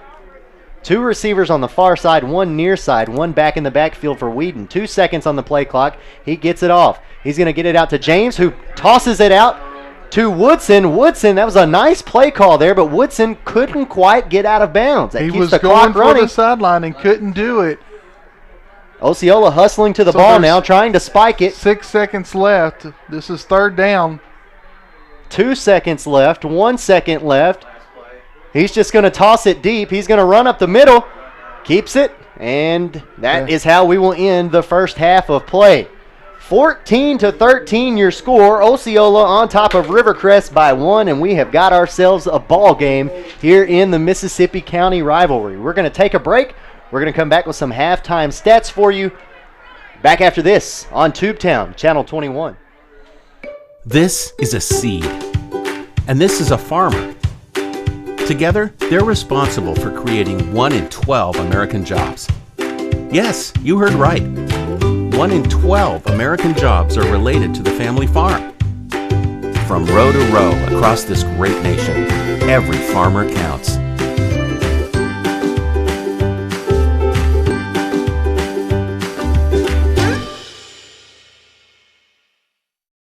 Kaiser LP Gas Company is a family-owned propane company serving residential, commercial, and agricultural customers in Craighead, Crittenden, Poinsett, and Mississippi counties in northeast Arkansas. Located on Highway 181 South in Kaiser, Arkansas, Kaiser LP Gas can fill all of your propane needs, whether it's for farm equipment, your home, or business.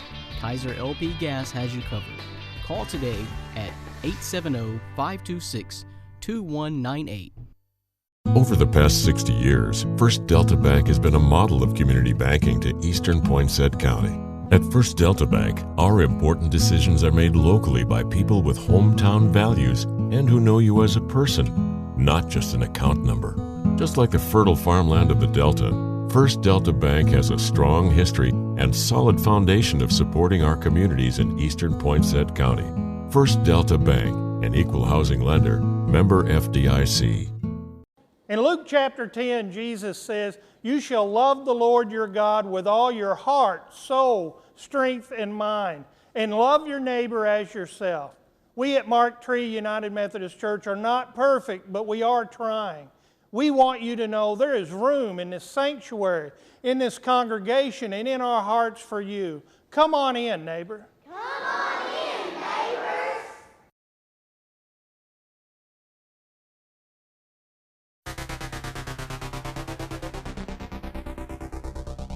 They gave him a first down. Now TJ Young sneaks ahead. Touchdown. Yard gain for Mr. Scales. There's another pass. It's complete. And it's Up the middle. 18. Oh, he dropped it right at the goal line. They said he'd already went over. And good. Quinn Young with a touchdown reception. Full cuts. And now we got room at the right side and touchdown.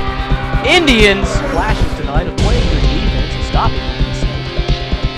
Mr. Scales taking off down the right side. It is a foot race. He's gone. Forget about it. Aaron Scales.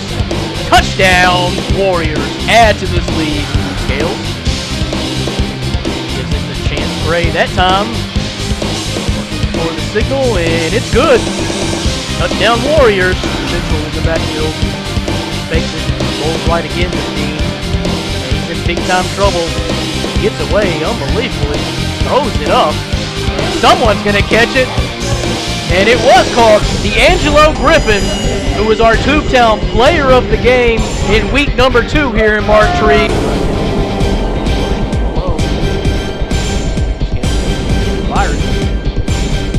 Young again. He's got room left side. And Quinn Young is going to be in for another Warrior score.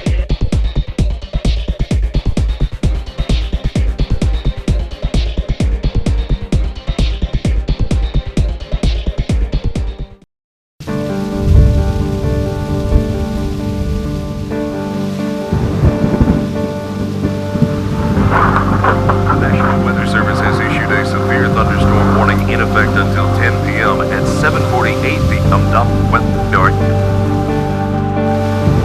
This has now been upgraded to a tornado warning. We have confirmation of a tornado on the ground. You need to seek emergency shelter immediately. Take cover now. Move to an interior room away from...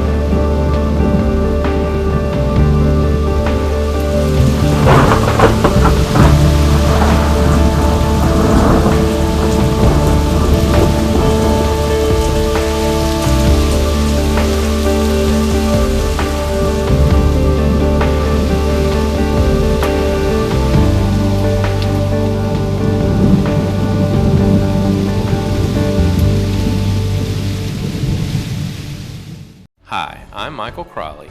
There are many reasons people fall into debt: unexpected illness, loss of income, or a basic mismanagement of finances. Don't feel like you're alone.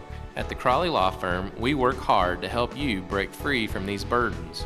Our team will guide you step by step so you understand the process.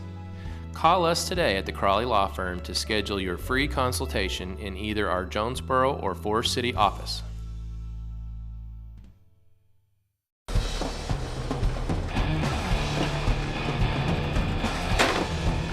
Well, I don't know nothing about faxing, but I know something about fishing.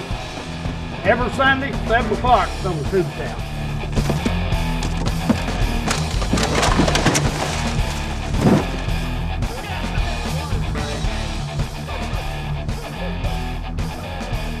Crowbar is back. Sundays, 7 p.m. on Tubetown, Channel 21. Ritter Communications gives you a universe of TV shows, and now TiVo brings you even more. Movies, music, and videos from the web. Get it all in one place and take it anywhere life takes you. Any show, any screen, anywhere. Introducing the TiVo Experience. Call Ritter Communications today. Ritter Communications, right by you.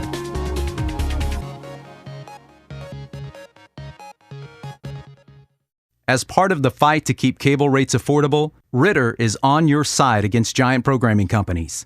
Because they control programming, they make the rules, like forcing you to buy channels and bundles to get the one you like, and then hiking the price way above inflation. They even forbid cable distributors like us from telling you what channels actually cost. Join us in working for better laws that give consumers more choices and more information. We're right by you on this issue. No one can take care of you like family.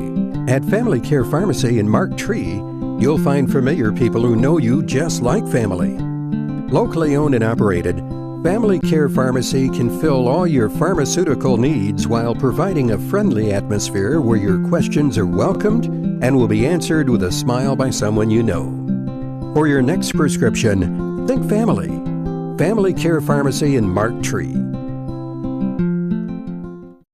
Farmers Bank and Trust offers instant image debit cards. Showcase your school spirit, your grandkids, your pet, or your favorite sport.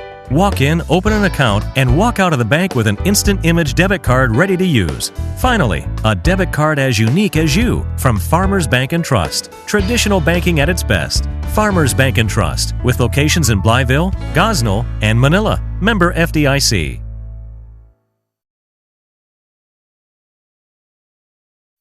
You have enough limits in your life, so here at Ritter, we champion an unlimited you by offering unlimited data on our high-speed internet service. Imagine all you want and then browse, stream, surf, share, and download all you want without worrying about being charged for exceeding your data limit. Other companies limit your data. Not here. No limits on data, no limits on you. Ritter Communications, right by you. And West Cisco back here at Osceola to bring you the Armor Seed halftime report. 14-13 is your score. Seminoles lead the Colts by 1 here in the Mississippi County rivalry. Wes, a little bit reminiscent of last year, a 28-27 final ahead of us. And we're only a wide right extra point shy of being tied here at halftime, Andy. No doubt about it. It was a very close first half, as you could tell by the score. Osceola, give them credit, started off the game hot, went down, scored twice, 14-0, and then Rivercrest answers with 13 unanswered points. So you see there are halftime stats. Rivercrest 2 for 3 for 12 yards on passing, but they do have 1 touchdown there. Osceola 3 for 5 is I told you I was going to do it. Brandon Whedon, Harold Whedon. He is 3 for 5 through the air, 98 yards, a touchdown, and 2 picks. You see the rushing stats there. Rivercrest just absolutely just dominating the ground game so far tonight. That was one of our keys to the game, so very interesting. You see that there, 171 rushing yards for Rivercrest through the first half, and you see down there at the bottom, 13 rushes of those are Cecil Langston's, and he's got 118 of those 171 yards. For Osceola, 102 yards on the ground. And then you see the penalties there. Those penalties are absolutely huge in this game. A big reason why it's a 1-point game. Rivercrest, 3 penalties for 25 yards. Osceola, 9 for 94. They have given up nearly a football field's length of yards to the Rivercrest Colts. And that's only in the first half. They are shooting themselves in the foot by doing that. And both sides have been a little chippy. We've talked about this today earlier. We've already had 2 unsportsmanlike conduct penalties, 1 from each side. Osceola has had 2 face masks for 15-yard penalties, so you can't do that. Here's another big stat that's not on there. The linebacker Braden Wilson for Rivercrest has 8 tackles, 2 for loss already. And that's absolutely huge for the Colts. Their defense has really stepped up tonight, and they seem to have forced a stall in this Osceola offense. So very interesting to see. And again, something we talked about in the pregame was both of these teams playing close games. Rivercrest has lost a couple of very close games this year. Osceola has won a couple of very close games this year. So you wonder who is going to be able to finish this one strong. Who's going to be able to make the halftime adjustment, come out and do it in the second half? Traditionally this year, it's been the Seminoles. Rivercrest, though, has done some stuff this game that they haven't been doing, and that's why it's a 1-point game at half. And again, after Rivercrest has gone up and scored twice consecutively, Osceola has not been able to answer that. Those 2 turnovers that Osceola had in the first half and those 2 touchdowns that resulted in those interceptions, those have really, I think, slowed this Osceola offense down. They're looking just very lethargic out on the field. They're just looking like they don't have a lot of urgency. You saw that they weren't really doing a no-huddle type offense there at the end of the first half when they had under a minute left to play in the second quarter. You would think that they would show a little bit of urgency, knowing that they could score before halftime and then get the ball back right before right after halftime. So you just wonder about the play calling there, but we are at halftime here. This is the Armor Seed Halftime Report. Wes Cisco, Andy Manus here. We're going to take a quick break and come back with some more halftime stats for you here on Tubetown, Channel 21. Farmers Bank and Trust offers instant image debit cards. Showcase your school spirit, your grandkids, your pet, or your favorite sport. Walk in, open an account, and walk out of the bank with an instant image debit card ready to use. Finally, a debit card as unique as you from Farmers Bank and Trust. Traditional banking at its best. Farmers Bank and Trust, with locations in Blytheville, Gosnell, and Manila. Member FDIC. Hi, I'm Michael Crawley. There are many reasons people fall into debt: unexpected illness, loss of income, or a basic mismanagement of finances. Don't feel like you're alone. At the Crawley Law Firm, we work hard to help you break free from these burdens. Our team will guide you step by step so you understand the process. Call us today at the Crawley Law Firm to schedule your free consultation in either our Jonesboro or Forest City office. No one can take care of you like family. At Family Care Pharmacy in Mark Tree, you'll find familiar people who know you just like family. Locally owned and operated, Family Care Pharmacy can fill all your pharmaceutical needs while providing a friendly atmosphere where your questions are welcomed and will be answered with a smile by someone you know. For your next prescription, think family. Family Care Pharmacy in Mark Tree.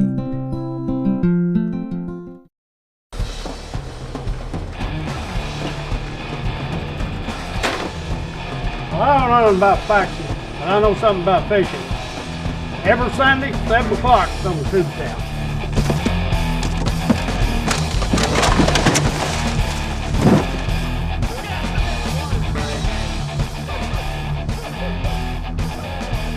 Crowbar is back. Sundays, 7 p.m. on Tubetown, Channel 21. Andy Manus and Wes Cisco back here with you at Osceola. Seminoles leading the Rivercrest Colts at halftime, 14-13. This is your Armor Seed halftime report. Appreciate you joining us tonight on Tubetown Channel 21. And next week's telecast, we're starting some basketball. It's hoop season in Northeast Arkansas. We're going to the MAC as the Bay Yellow Jackets come in to meet the Buffalo Island Central Mustangs. Brad Brandon versus Bill Taylor, and you know the MAC's going to be packed, and you know that it's going to be rocking and rolling for that matchup, and I do believe that is BIC's home opener. Man, basketball season just around the corner. Some of these smaller schools already starting probably this week, and as you just mentioned, BIC going to be starting next week. I love this time of year, especially when you get to watch a lot of these smaller schools play, because, man, the passion is there. It's there. The passion is there, and it's not just the players, it's the fans too. And, you know, you get these small towns like Monette, these small communities, and man, when there's a basketball game, it's like having a football game for, you know, take Lepanto for example. When EPC has a football game, the town shuts down, and I kind of feel like Bay and BIC. Don't forget Riverside. At Riverside, they all have the same kind of fan bases where, hey, there's a basketball game.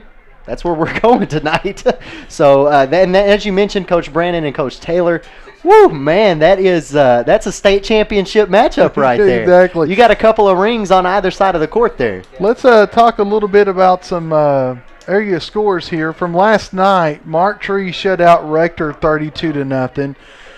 The Warriors of East Poinsett County defeated Walnut Ridge 60-24. Melbourne defeated Cedar Ridge 42-7. Hoxie defeated Manila 49-12. At the Rice Bowl, Corning fell to Piggott 22-20. Cave City beat Brooklyn 61-28. And folks, this is not a typo here. Gosnell defeated Harrisburg last night 74-20. Guys, let me tell you, I was at the game last night, and that Gosnell team is about as good as any team that I've watched all year long.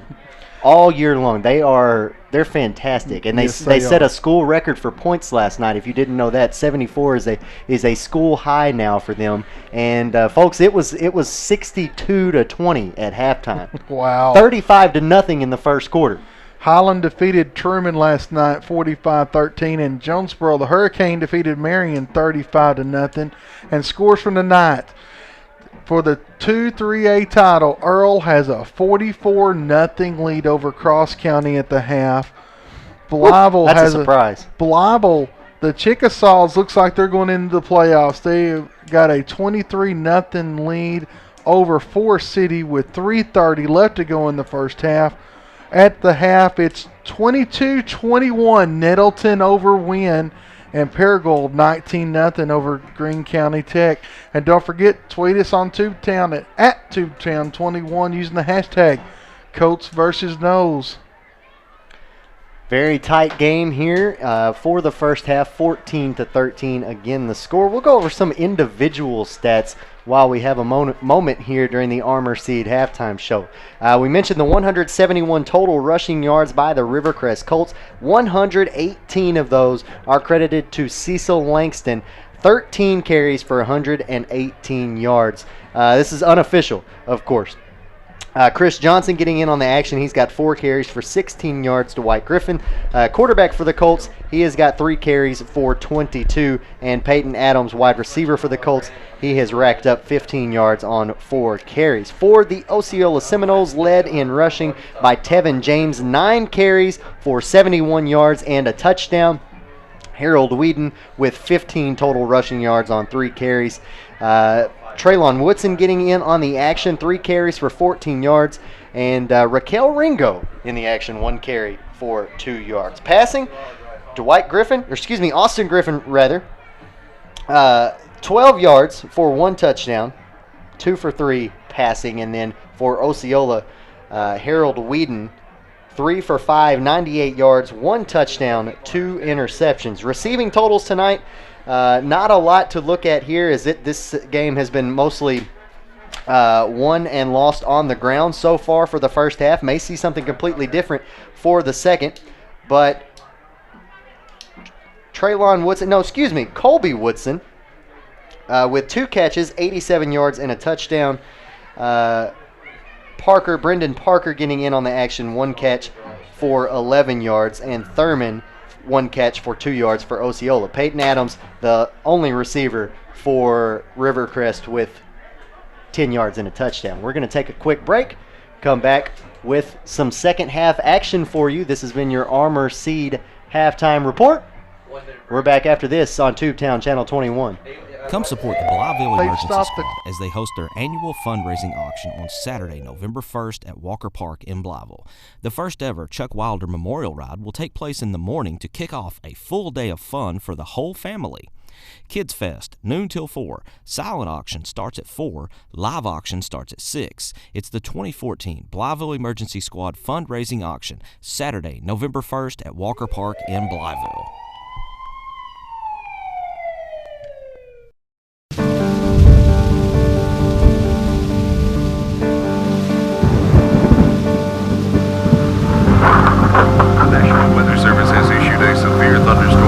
In effect until 10 p.m. At 7:48 p.m. North. This has now been upgraded to a tornado warning. We have confirmation of a tornado on the ground. You need to seek emergency shelter immediately. Take cover now. Move to an interior room away from...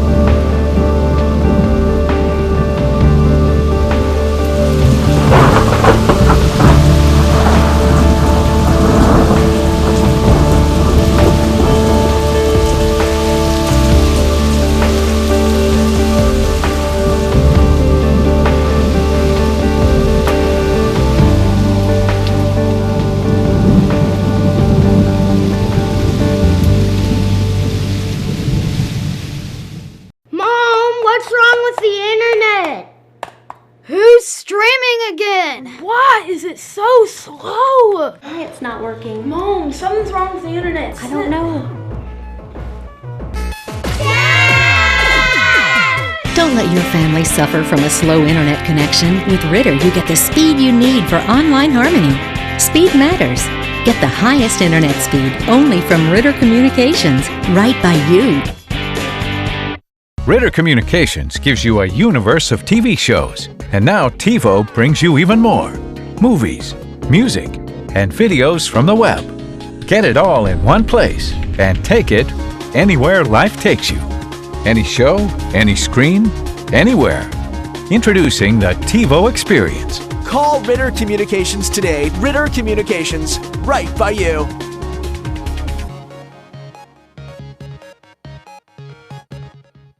As part of the fight to keep cable rates affordable, Ritter is on your side against giant programming companies.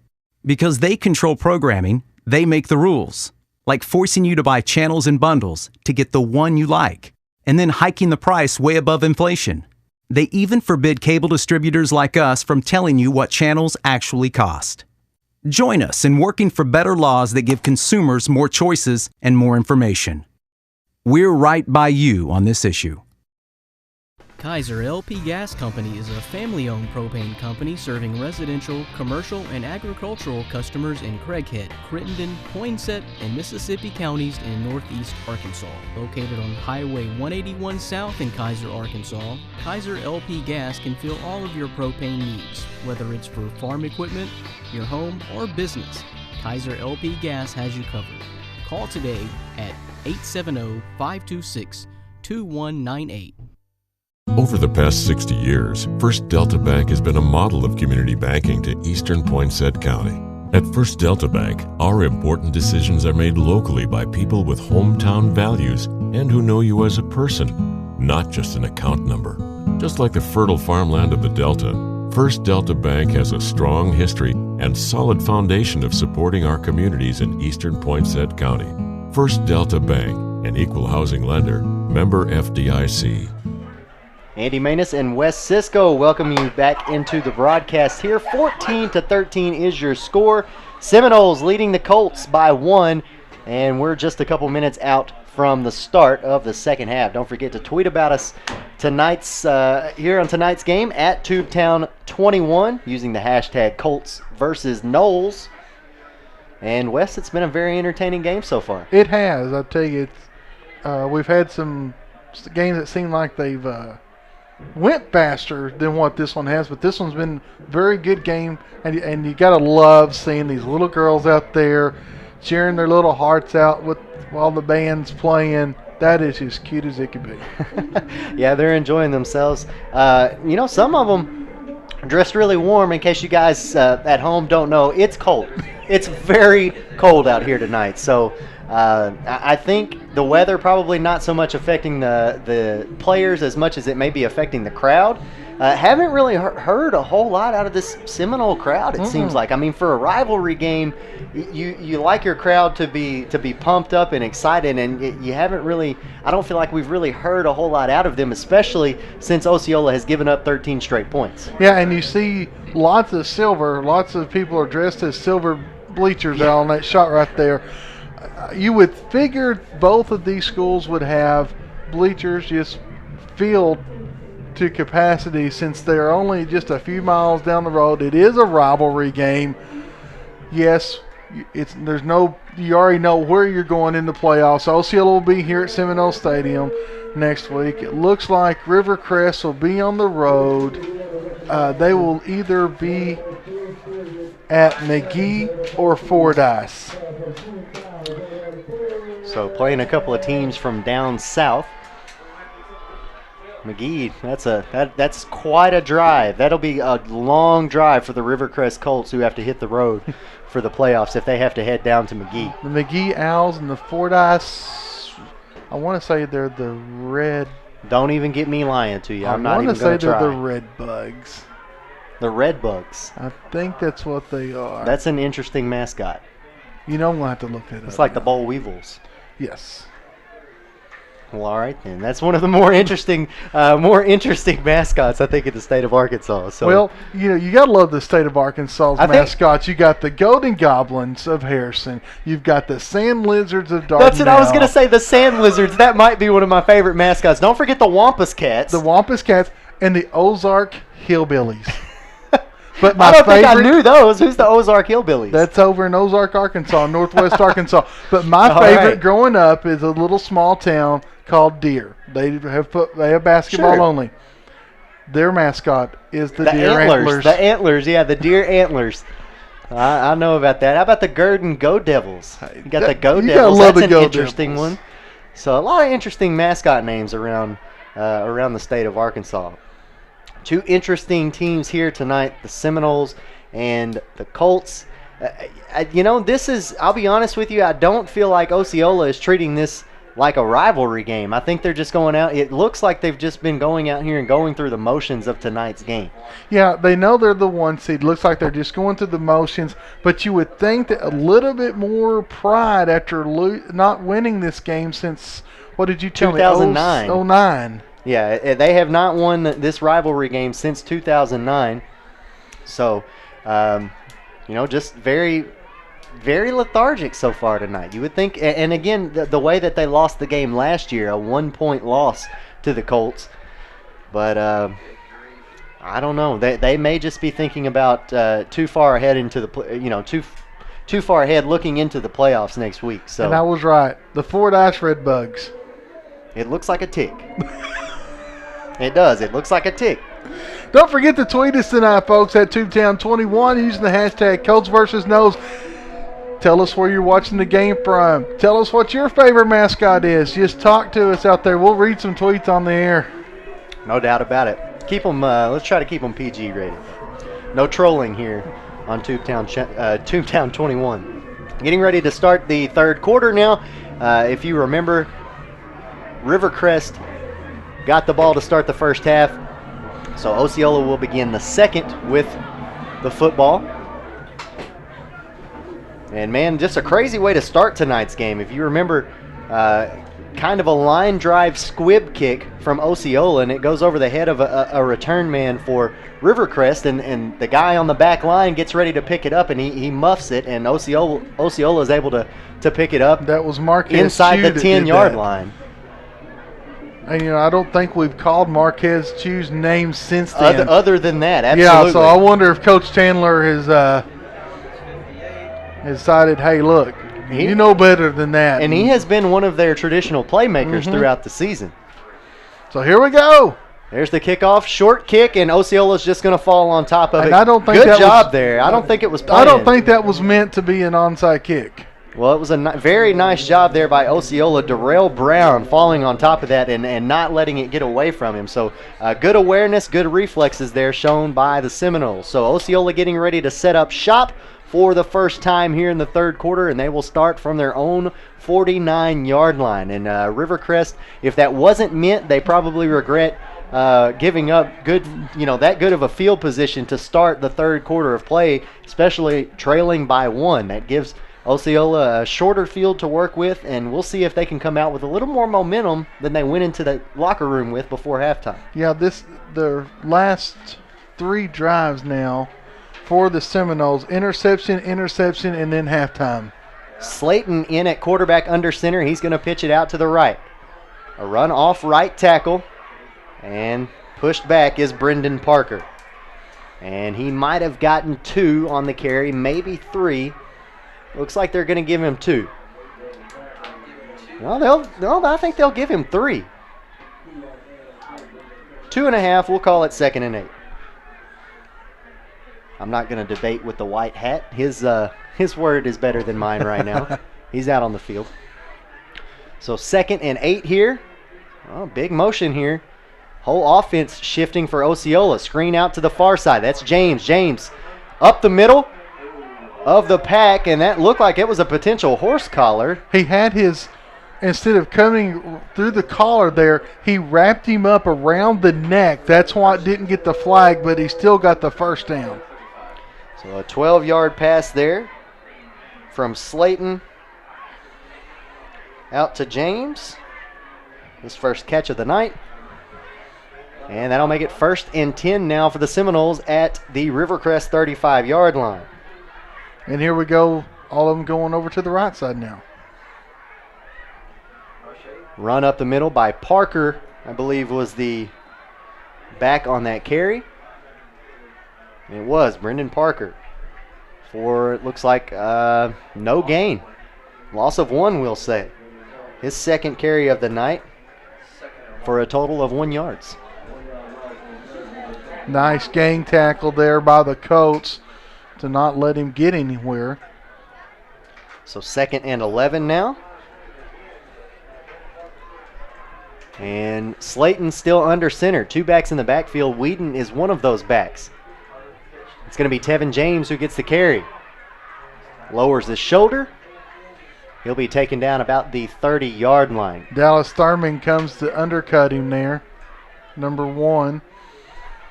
Looked like a pickup of about 5 yards there for Tevin James. They're 1 for 3 on 3rd down conversions. So we'll see what they dial up here on 3rd and 6, excuse me. Slayton under center, 3 backs in the backfield, 1 receiver on either side of him. They're going to pitch it out to James. James tried to hand it off on the end around, and he gets it to Woodson. Traylon Woodson with a lot of open field in front of him, but guess who's there to push him out of bounds? It's Cecil Langston, and if that had been anybody else on the Colts defense, I think that Woodson would have gotten quite a few more yards than that. Yeah, but just so happens he ran right into the fastest player on the Rivercrest Colts defense. And the bad thing about it is James barely got that toss back over. He really to Woodson. They're lucky that wasn't fumbled back there and just dropped for a bigger loss. And it seems like they have had some malfunctions over there on the far sideline with the chains. Struggling to get those back upright because Langston pushed Traylon Woodson out of bounds. He pushed him right into the linesman over there, so had to make sure everything's set back upright. And that was, there was, I think, maybe a gain of a yard on that carry. So now 4th and 10 for the Seminoles. They're going to go for it. Whedon back in at quarterback from the shotgun, steps up in the pocket, avoids the defenders. He's got some running room along the near sideline, pushed out, and I don't believe he got the first down, but everybody on Osceola's sideline wants a penalty flag for a late hit. Whedon a little bit slow to get up as it'll be a turnover on downs for the Seminoles. I'm looking to see if there was a flag over there. And he is holding his wrist, and if I'm not mistaken, he's a right-handed quarterback. So that I don't think it was a late hit. He hit him. He went ahead and drug him back down, but he did not hit him before he went out of bounds. Second, I think what they wanted was a late push. I think. Oh, over the head. Loose snap. Langston's going to chase it down, fall on top of it. Very smart move there by Langston, the junior for the Colts, falling on top of it. Big loss there, all the way down to the 5-yard line, and the snapper went ahead and sent snapped that the way ball, over but the head. nobody was looking for it. Excuse me, nobody was looking for it. So big time loss there. It'll be 2nd and 34. That was a 24-yard loss. And we'll have to credit that to Cecil Langston since he was the one who recovered it. So now from deep inside their own territory, Langston gets the carry, trying to get some of that yardage back after he fell on top of the loose ball. Yeah, they're just trying to get from outside the shadows of their own end zone. It looks like they're at their 10-yard line. Second half of tonight's broadcast brought to you by Kaiser LP Gas. Kaiser LP Gas can fill all your propane needs, agriculture, commercial, and residential. Call today, 870-526-2198, Kaiser LP Gas. 3rd and 29 for the Colts, and another handoff to Langston. Langston trying to find some running room and not finding any of it. He just slipped on his own. There was not a Seminole around him. And there's a late flag that's going to go on the Seminoles again, and it's, if I'm not mistaken, Traylon Woodson. Traylon Woodson doing some jawing after the play, it appeared. And the referee, way out here in the secondary, came in and threw a late flag well after the play had ended. And that'll be penalty number 10 for Osceola here tonight. So that's going to be 15 yards. Now my question is, that's not going to be enough for a first down. But is that result in an automatic first down? Or is it going to be 4th down? We'll see where they set up the line markers. If I'm not mistaken, I think they should replay the down, but because it was a dead ball penalty, I think that'll make it 4th. 4th and 11. So that's what it'll be. Because it was a dead ball penalty, yes. It will go to 4th down now. And we've had some issues with that so far tonight. It seems like us, the referees, and the linesmen not really on the same page. So 4th and 11 after the penalty, 7:45 left to play here in the 3rd quarter, and looked like somebody might have jumped early, and an Osceola Seminole got a hand on that punt. Oh, man, Traylon Woodson, you better back up, buddy. He was awfully close to that football, and I think Coach Russell Leggett got to come down here and say something to him about it. So Osceola gets the ball back after the punt, and they'll have it at their own 39-yard line. Osceola just flirting with disaster here tonight. They are having a lot of fun with Molly Hatchet. They have been penalized for over 100 yards now, Andy. Just absolutely giving Rivercrest every break they needed to stay in this game so far. And again, since those 2 interceptions in the first half, they've had 2 more turnovers on down and haven't done anything else on offense. From under center, that's Slayton is going to hand it off to James. James is going to rumble forward for about a gain of 3 yards. That will make it 2nd and 7. And Braden Wilson, number 57, just got his 10th tackle on the night. And I believe he was one of our players of the game when we had them with Gosnell earlier in week 3. We had the 29-29 tie. Definitely. He's definitely standing out here tonight on defense for the Colts. Slayton back under center. Fakes the handoff. Going to roll out got a man really deep downfield, but throws a duck, and I don't know how nobody caught that. That was not a good He pass. had Traylon Woodson wide open downfield, but he had to throw it off his back foot on the run and basically just threw that one up for grabs. This will be another third down opportunity for the Seminoles, who's 1 for 4 tonight. Only 25% on third downs. And the passing game not really working out for them much. They do have a touchdown through the air, but 2 interceptions as well. So now, here on 3rd and 7, we'll see what they do. Slayton from the shotgun, which we haven't seen at all tonight. Slayton from the shotgun, and maybe that's why we haven't seen it. He tries to hand it off to Traylon Woodson, and Woodson can't handle the handoff. Wisely falls on top of it. That will bring up 4th down. So loss of about 5 yards there, it looks like. 4th and 13 for the Seminoles, and looks like they are going to punt. So the punt team comes out. Tevin James back to punt for the Seminoles. And back to receive for the Colts is Peyton Adams. Low snap. James is going to pick it up and run with it. Trying to shake one defender off. He's holding the football awfully loose. Finally spun down at the 30-yard line, and that is absolutely huge for the Rivercrest Colts. This defense for the Colts has come to play in the second half so far. No doubt about it. That is a huge stop for the Colts on defense. Low snap by the Seminoles. James picks it up, has to run with it, and can't get very far. So it'll be another turnover on downs for the Seminoles, and that brings up 1st and 10 for the Colts inside Seminole territory. They're at the 31-yard line. Griffin sends a man in motion. He hands it off to Adams. Adams has a block from Langston. He ran right square into 2 Osceola Seminole defenders. Gets across the 30 and down to the 28-yard line. DeQuinton Littleton and Devin James on the stop there for the Seminoles. And pickup of about 3 yards, so it should be 2nd and 7. Peyton Adams with his 5th carry on the night. Adams in motion again. This time they're going to hand it off to Langston. Langston tries to cut back towards the middle of the field, and here we've got some. We've got Traylon Woodson, and there's more. Number 13 for Rivercrest, and Tavon Wilson has just been ejected. They got up, and that was actually number 12. Excuse me, Hank Hill. I'm sorry, Traylon Woodson. I said Wilson. Woodson. Looks like he has been ejected.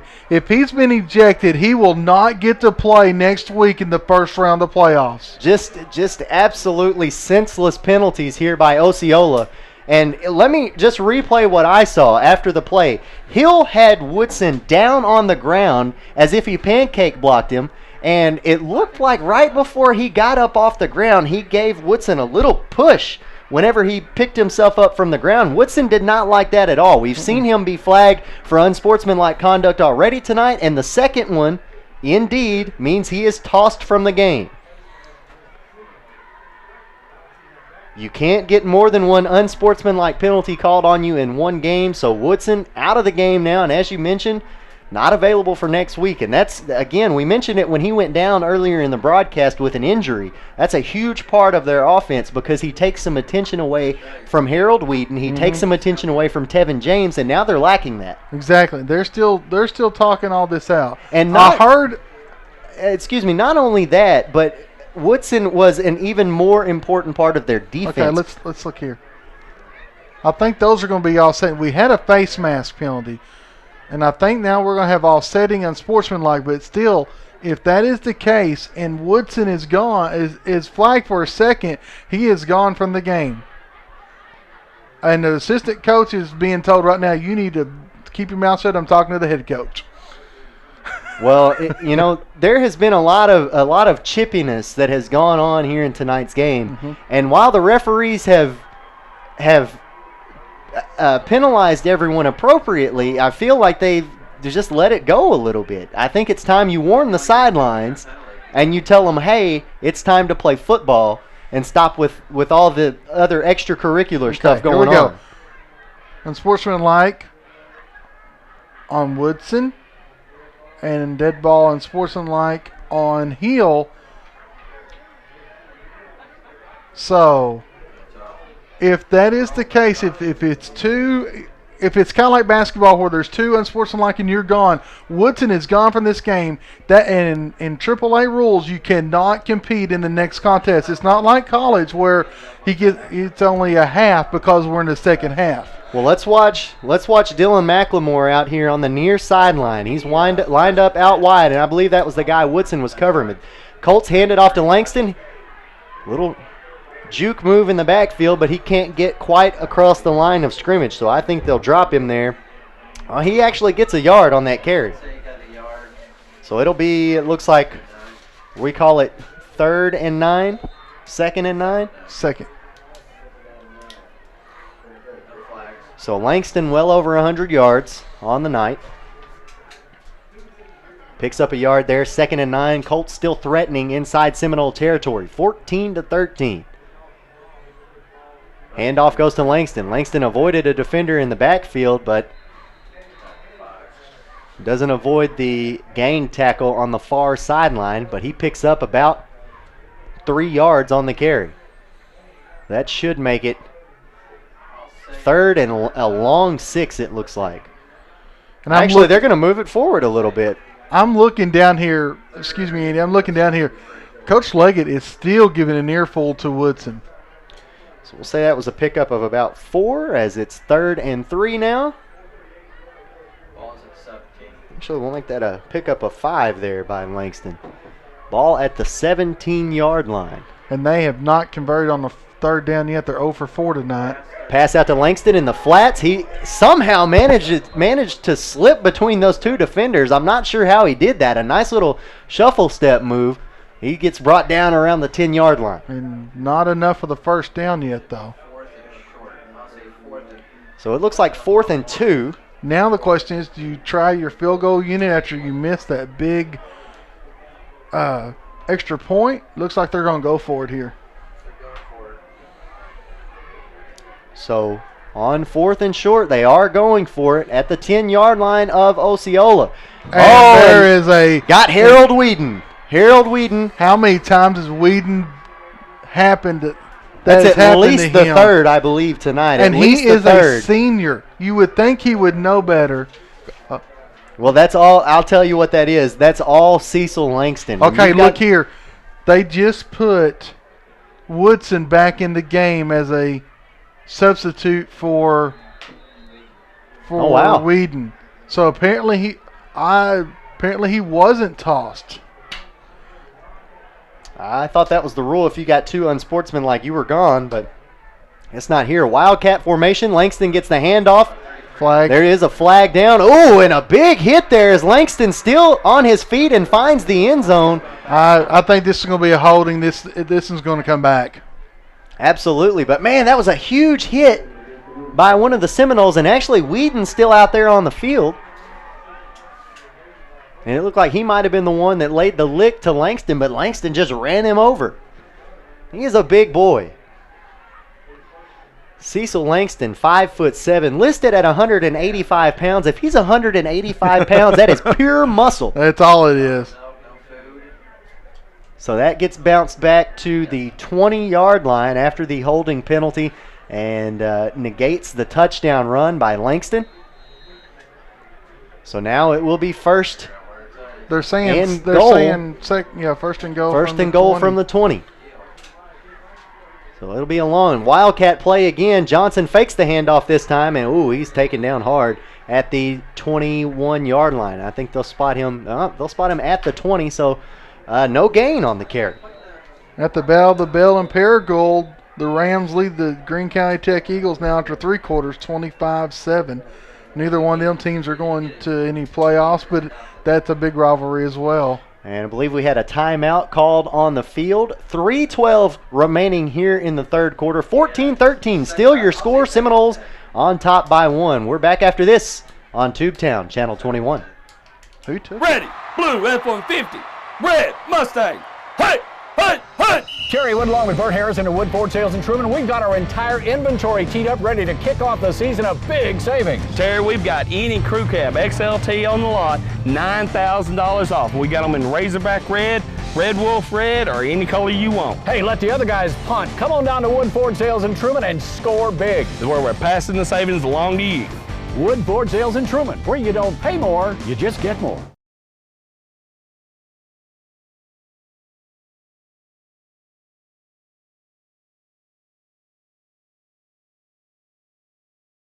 Left to play here in the third quarter. Appreciate you guys joining us here tonight on Tubetown.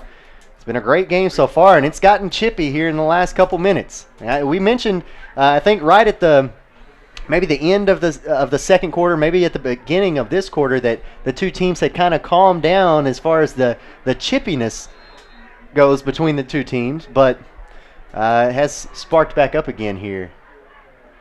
So we'll see what happens now here on second and a long goal here for Rivercrest from the 20-yard line of Osceola. Langston goes in motion. Griffin over the middle to Adams. Adams reaches out. Touchdown. Rivercrest Colts take the lead with 3:06 remaining in the third quarter. 20-yard touchdown pass from Austin Griffin to Peyton Adams. Peyton Adams is a special receiver for this Colts team.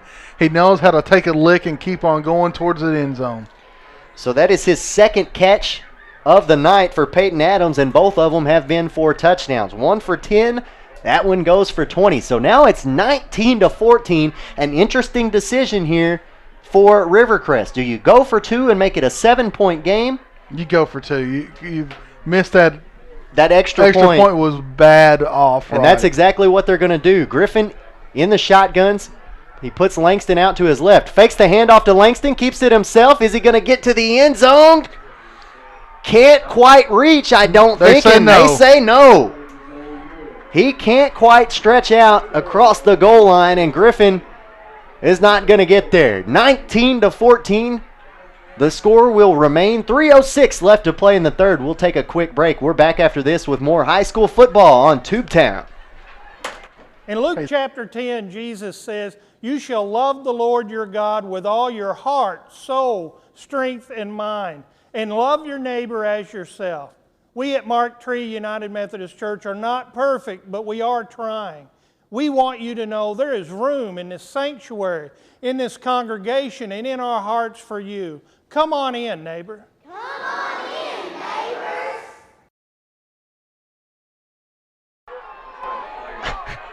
Six plays, 68 yards, 3:22 off the clock there.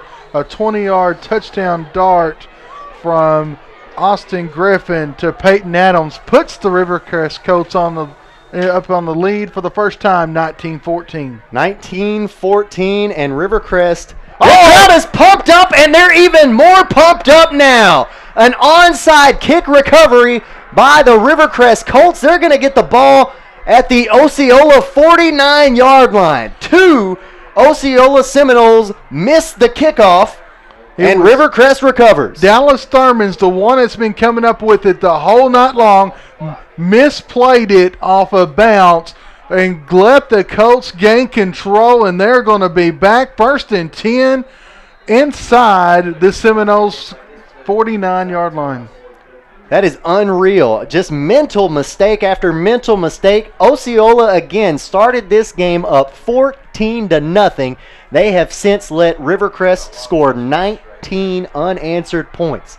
First and 10 for the Colts. Griffin's going to hand it off to Johnson. Johnson. Nothing going. But he manages get back to his line of scrimmage. To at least get back, and that's a great second effort by Chris Johnson.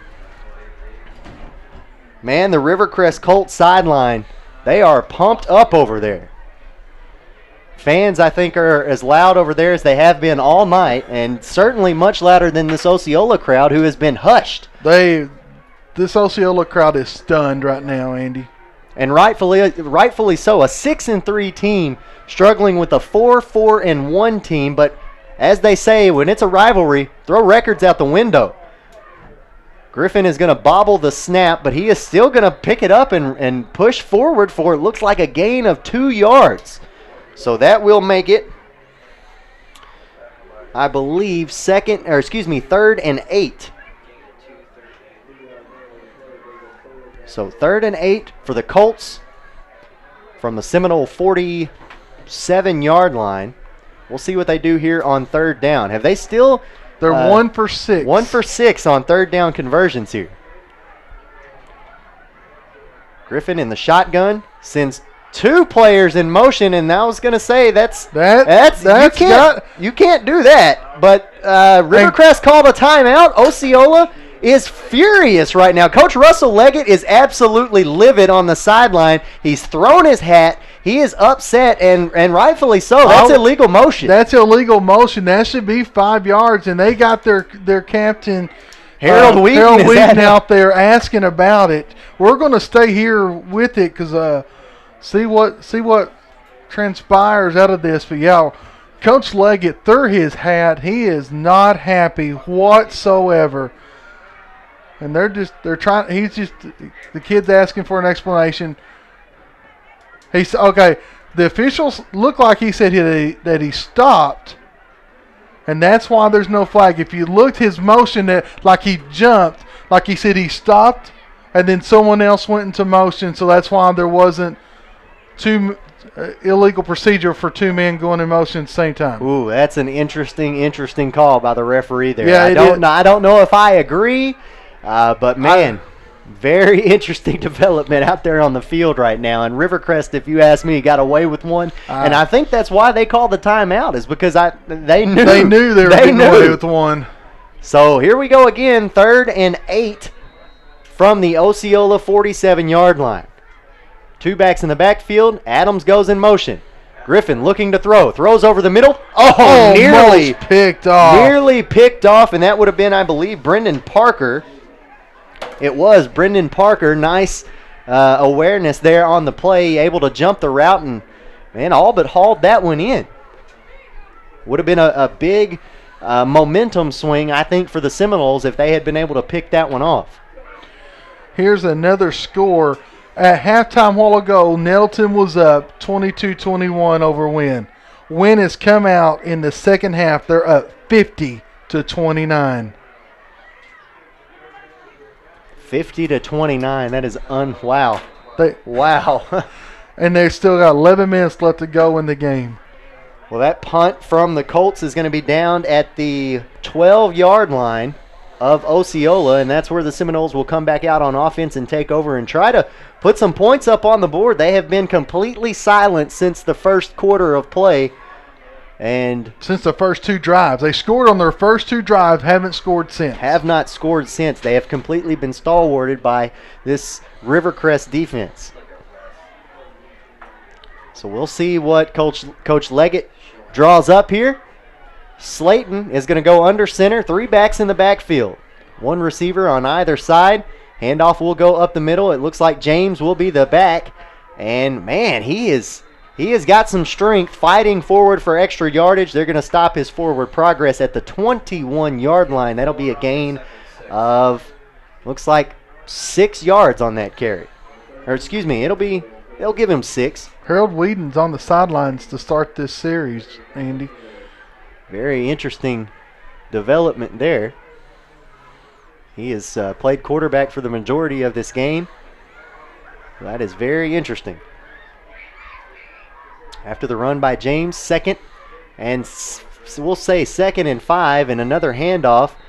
This time James goes nowhere with it. Gang tackled by a host of Colts. And it looks like that one went for no gain, so we'll play it again. 3rd and 5. Looks like we'll have one more play before we get to the fourth quarter. Ticking down now under 30 seconds. Play clock at 18. 3rd and 5 for the Seminoles from their own 17-yard line. Whedon back in the game now at quarterback. In the shotgun, 2 receivers on either side and 1 back in the backfield. Deep down the field, a pass to Woodson, and it was way overhead. I think we're going to have we got 2 flags out there. I think we got one probably for hold against number 22. That'll be Chris Johnson. Chris Johnson, and I don't know what the second flag was for. We'll wait to see if they offset. If they were both the same thing or what. And I don't know if they're going to call it hold or pass interference, because I think it would have been more of a hold. Because the pass was over the head. I don't think it was an uncatchable ball from what we saw. So, but maybe it was uncatchable because of the hold.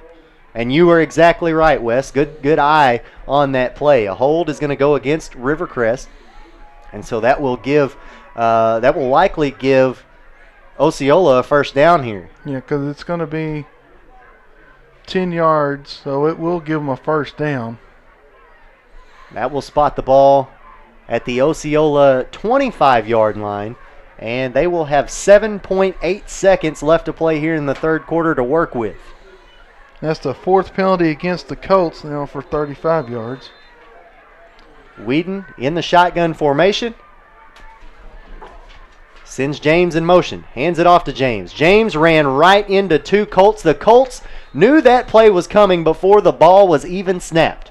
And that is how we will end the third quarter here in Osceola. Seminoles now trailing the Rivercrest Colts 19-14. We're back with the fourth quarter of action. You're watching it right here on Tubetown. Over the past 60 years, First Delta Bank has been a model of community banking to eastern Poinsett County. At First Delta Bank, our important decisions are made locally by people with hometown values and who know you as a person, not just an account number. Just like the fertile farmland of the Delta, First Delta Bank has a strong history and solid foundation of supporting our communities in eastern Poinsett County. First Delta Bank, an equal housing lender, member FDIC. Welcome back to Osceola, where the Rivercrest Colts lead the Osceola Seminoles 19-14. Just been sent this by Marcus Carlton. The Earl Bulldogs has defeated the Cross County T-Birds. So the seeding, Earl gets the number 1 seed out of the 3-2A. East Poinsett County gets the 2. And Cross County drops all the way to 3, with Mark Tree being the 4th seed. Wow, East Poinsett County, that is the first time they've been the number 2 seed in 2 or 3 years. They have been atop of that conference and held steady for, it seems like, as long as Rivercrest has been dominant in the 3A, so at least the past 3 or 4 years. And Paragould is now up 32-7 over Greene County Tech. Well, here to start the fourth quarter, on 2nd and 10 inside their own territory, Whedon is going to fake a handoff, and he'll keep it himself, and he's going to go forward for maybe a gain of 2, and that will set up 3rd and 8 for Osceola. Again, we'd like to thank our great sponsors who made tonight, and not only tonight, but this whole year of football possible. Armor Seed, Kaiser LP Gas, Farmers Bank and Trust, Family Care Pharmacy, First United Methodist Church of Mark Tree, First Delta Bank, and Wood Ford Sales. If you want to become a sponsor for basketball, baseball, or any other of our pet sports, call Marcus Carlton, 870-336-2318. Seminoles hustling to the line here on 3rd and 8. You think they might see something on defense. Whedon goes deep to James. Picked off by the Colts. Their 3rd interception of the night. Bruce Parker going to come up with that one for Rivercrest. He was able to battle with Tevin James there, and James got behind the defender, if that makes any sense to you. The throw was to the inside, and James was on the outside of the defender. And that's the 2nd pick now for number 6, Bruce Parker. So that is 3 interceptions on the night for Harold Whedon. Starting to look a little bit like Brandon Whedon. 11:07 left to play here in the fourth quarter. I take it you're a Cowboys fan. No, I'm not. No. I'm not at all. Just an avid football fan. So, man goes in motion. Going to hand it off to Langston. Langston around the edge, trying to cut back upfield. And he is brought down at the Osceola 35-yard line. So a pickup of about 12 yards, I'll say. Pocahontas defeats Westside tonight 41-0. So now the 4A3 has a 3-way title share between Highland, Pocahontas, and Gosnell. And due to point system, Pocahontas is your number 1 seed. And Gosnell will stick with the number 2, Highland the number 3. And how big is that? Highland will now have to go on the road. Absolutely. Absolutely. That run up the middle by Langston on first down for the Colts is going to be good for pickup of, it looks like, nearly 9 yards there. It looks like they'll give him 8, and we'll call it a 2nd and long 2. So Langston continues to get the workload here tonight for the Colts, and it's working out for them because now they find themselves on top of the Seminoles by 5. Handoff goes to Johnson. Johnson cuts upfield, picked up, and slammed down. But not before he got the first down. Absolutely, right about the 24-yard line, 23-yard line we'll say, but as Wes mentioned, does get the first down. So, you know, Rivercrest not really going away from their game plan tonight. They came in with a game plan to run the ball, and that's exactly what they've done. And Osceola has done nothing to stop that. And really, you know, in my mind, it's not that Rivercrest has just done anything special. They just have not had as many mistakes as Osceola. Well, and that's why they're penalties winning. and turnovers. That's what is killing the Seminoles right now. Langston runs up the middle, and he's going to get enough for a first down again. That is consecutive first downs here for Rivercrest. Pickup of about 13 on the ground there for Langston. So good run there. Ball is going to be spotted at the 11-yard line, so Colts do not have to get in the end zone. They can make it to the 1 and reset the downs. Griffin with Langston in the backfield. Griffin takes the snap, hands it off to Langston. Langston still on his feet. Good. Still on his feet. He gets inside the 5-yard line, however, so that'll be a gain of 7.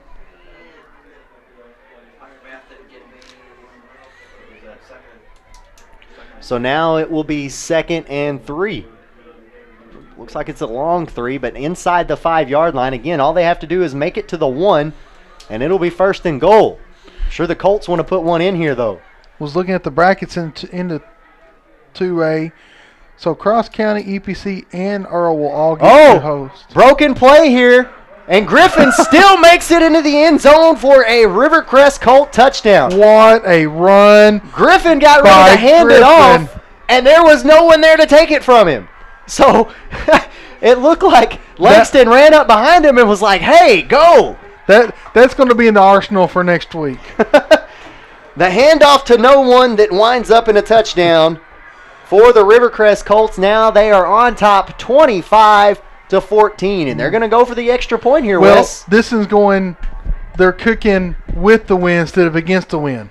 We'll see if it makes a difference for the Colts kicker. There's the kick. Line drive kicked it. Looked like it was no good from here, but sometimes it's hard to tell from the angle. So 26-14 is your score. 8:40 left to play in this ball game. The Mississippi County rivalry continues after this on Tubetown.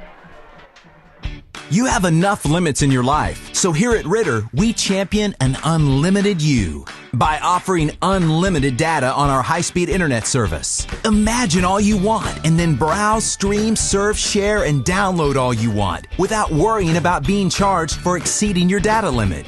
Other companies limit your data. Not here. No limits on data, no limits on you. Ritter Communications, right by you. 7 plays. It took 2:27 off the clock. 54-yard drive, capped off with a 4-yard spurt by Austin Griffin to give the Colts a 26-14 lead. 26-14 now. Colts getting ready to kick off, and they are in the driver's seat right now for the remaining 8 minutes 40 seconds of this game, unless Osceola can get back to what they were doing on the first 2 drives of this game. And that is put some points on the board. It's out of bounds. Ball will go out of bounds, so it'll be illegal procedure, and the Seminoles will take over from the 40-yard line. If I am not mistaken, excuse me, the 35. So we'll see what Coach Leggett and his offense wants to do. Coach Leggett talking to Harold Whedon over here on the sideline, giving him some instruction. We'll see what the play call is going to be. You got to think 8 minutes, 40 seconds, and the way that Rivercrest has been able to run the ball here tonight, they're going to have to score, and they're going to have to do it in a hurry because now down by 2 scores, they will have to put points up. And put points up in a hurry, go for an onside kick, do it, and try to do it again. Absolutely. Just because Rivercrest has the ability to eat up this game clock. Whedon on the quarterback keeper. Plenty of running room. Still on his feet across the 50-yard line and down to the 42. Great run by Harold Whedon. He kept his eyes up the field looking for little seams and got a big run out of that to go across to about the 40. Looks like they're going to give him to the 43. 23-yard run on the ground there by Harold Whedon, and it will be first and 10 from the Rivercrest 43. Whedon takes the snap, looking to throw, throws it deep down the field into double coverage, and it'll be picked off again by Rivercrest. And again, you got to wonder, what's he thinking on that throw there? There are 2 defenders just flanked all over his receiver, and the pass was short because you're throwing into the wind. Pick number 4 on the night for Harold Whedon. And here come the Rivercrest Colt offense back out onto the field. And again, Wes, I've got to agree with you. What are they doing throwing the ball, trying to throw the ball deep into the wind and throwing it into double coverage?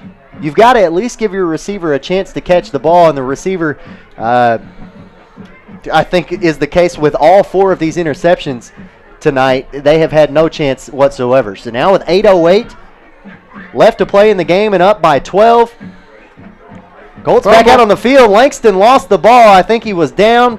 He did recover his own fumble, but he'll pick up 7 yards on the carry. We got a tweet here, Andy. It says, me and my hubby are keeping warm watching our Colts at home. Go Big Red. Hashtag we bleed red. That's from at 19SMS79. Thank you for watching. Well, Rivercrest in control right now. This one, 2nd and 4, it looks like. Langston on the handoff again. Going to cut this one back upfield.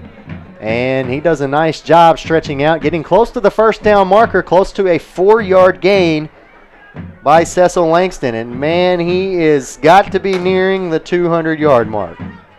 And got another one here from at NAMNUD.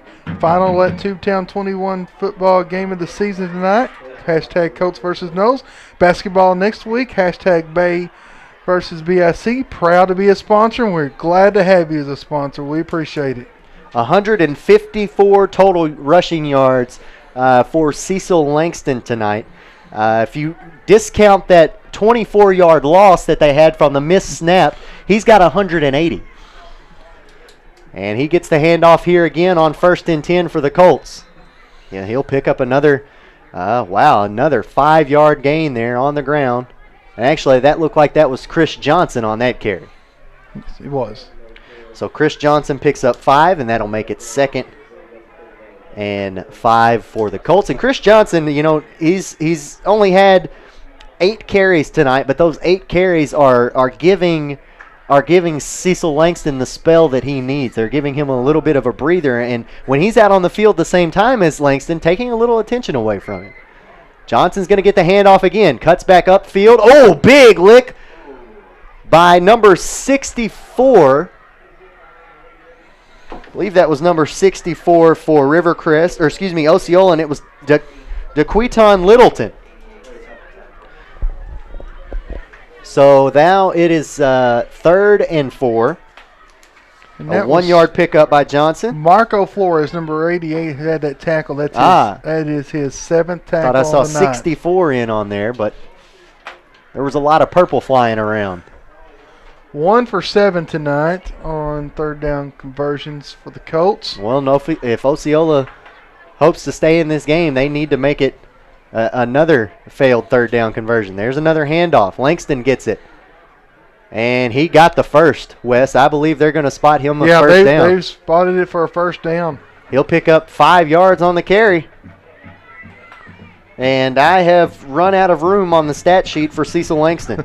Well, Mason knew. He goes to 23 carries, and he's got 23. So we'll see. Well, it's actually going to be 4th and short here. Wow. It's not going to be 1st and 10. I could have swore where that. Interesting play call here. They're not changing the formation. Rivercrest on 4th and short, not changing the formation, and timeout. They're going to call a timeout. And you know, you kind of wonder about that. You maybe want to have them closer to the line when it's 4th and inches.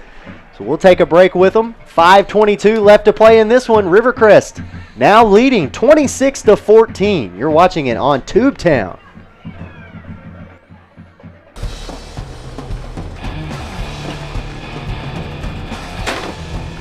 Well, I don't know nothing about faxing, but I know something about fishing. Every Sunday, 7 o'clock, it's on Tubetown.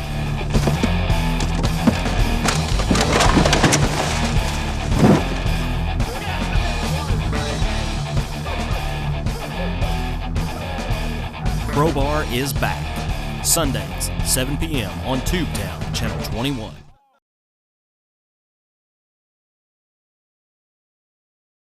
6-14 got another score here. Batesville 35-0 over Valley View. So the Pioneers are going to be the number 1 seed out of the 5A East again. Again, imagine that. And I'm sure they'll wind up either playing Wynn or perhaps Pulaski Academy again somewhere along in there. So, and they're going to bring the chains out here to measure this distance. Maybe that's why they called the timeout, was for a measurement. So they bring the chains out. First down. First down, and that is absolutely huge. And look at the pole was bent there. That's you got to wonder if that's what they were looking at earlier on the sideline here earlier in the game. That's I don't know if I've ever seen a pole shaped like that. That's interesting. And don't forget, next Friday night we start hoops. We're going to be at the MAC. Coach Bill Taylor's Buffalo Island Central Mustangs hosts Coach Brad Brannon's Bay Yellow Jackets. I'll be there. Count me in. 5:22 remaining in this one. Colts hanging on to a 26-14 lead and in the driver's seat to pick up their, I believe it's their fifth consecutive win over Osceola. 5th win of the season also. Well, 5th win, yes, that as well. Griffin fakes the handoff, keeps it himself, runs up the middle. He'll pick up, looks to be about 4, maybe 5 yards on the read option play. And they are killing clock. Oh, no doubt about it. And that's something that we mentioned. Osceola needed to score on their last possession for this reason, because Rivercrest can eat up some game clock right now with their ground game, and that's what they've stuck to all night. Here's another one. Forest City is making a charge. End of 3 now. Blyville 30, Forest City 26. I told you jinxed them. I told you. 4:44 left to play here in this one, and down to 4 seconds on the play clock. Rivercrest just trying to milk it down here. Handoff goes to Langston. Langston cuts up field. He'll get a gain of about 3, and it looks like it'll be 3rd and 3. So we was talking about milking the clock. This coming play, this 3rd down play. Oh, we got a timeout called by Osceola. We'll just keep it here. This will be the 11th play of the drive. And got some more tweets here to read. At Mallory Caitlin, watching my Coats on Tubetown 21 right now. Let's go Coats. And at Eva Griffin 10, couldn't make the game, and I appreciate the broadcast. Cheering the Coats on. I mean, out of room here. Got to look at it again. Well, see, that's why we do. The Coats on from Wilson. Been a great game. Hashtag Coat Pride. Hashtag Coats versus Nose. We appreciate your tweets. Keep on coming. That's right. That's why we do this. For those of you who couldn't make it to the game tonight, or maybe didn't want to sit out in this cold weather, we appreciate you guys tuning in and supporting your local team. 4:21 left to play here in this one. And some of the Osceola faithful are hitting the exits. They are indeed. They are indeed. Trailing by 12 They do have, again, the ability to put points on the board in the hurry, but they have not showed that since their first 2 drives. Griffin gives the handoff to Langston. Langston cuts back upfield, still on his feet. First down. And he was not going down on that play. No. Great He did run. get the first down, and it looks like a gain of 6 along with it. Great run by Cecil Langston. He has been running fantastic all night long. 4:05 now remaining here in the game. And again, Rivercrest content to just let the play clock wind down here. Winding down under 11 seconds now, and they'll let it get down to about 3, I imagine, before they get ready for the snap. No, a little early here. They'll hand it off to Langston after Adams goes in motion. Langston still on his feet, and he just surged out of that pile and gained about 8 more yards. Cecil Langston wants this game. And there is a player down, and if you remember last year, again, Cecil Langston put up over 133 yards against Osceola, and a player down now for the Seminoles. Speaking of Pulaski Academy, I just got a tweet that they defeated Sylvan Hills 50-20, and Sylvan Hills is the number 2 team in that conference. Oh, wow. So the injured player, Marco Flores, he's going to be helped off the field here. Good to see him. Good to see him walking. Off. Yes. Absolutely. So that will mean it is second and looks like second and about 2. Cecil Langston, man, just a big boy, another big boy run. So as soon as get him off, then we'll start the clock back, and it's going to start the play clock and the game clock. Now we're down under 3 minutes, 30 seconds.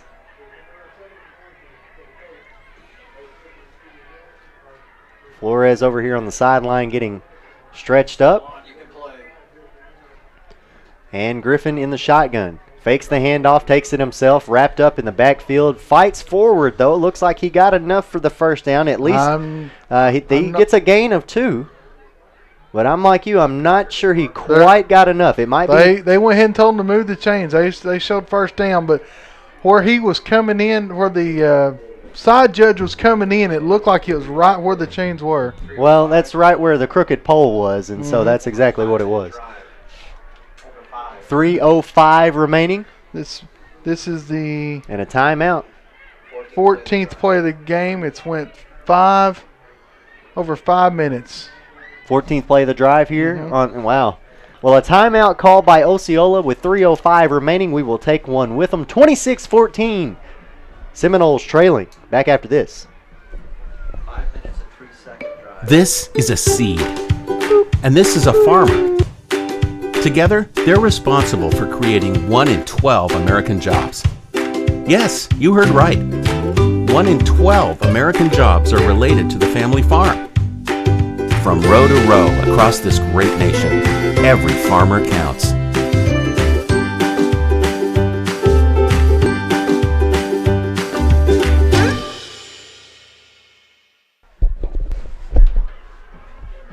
Andy Manus and Wes Cisco back here with you with 3:05 remaining in the fourth quarter. Seminoles trailing Rivercrest 26-14 now.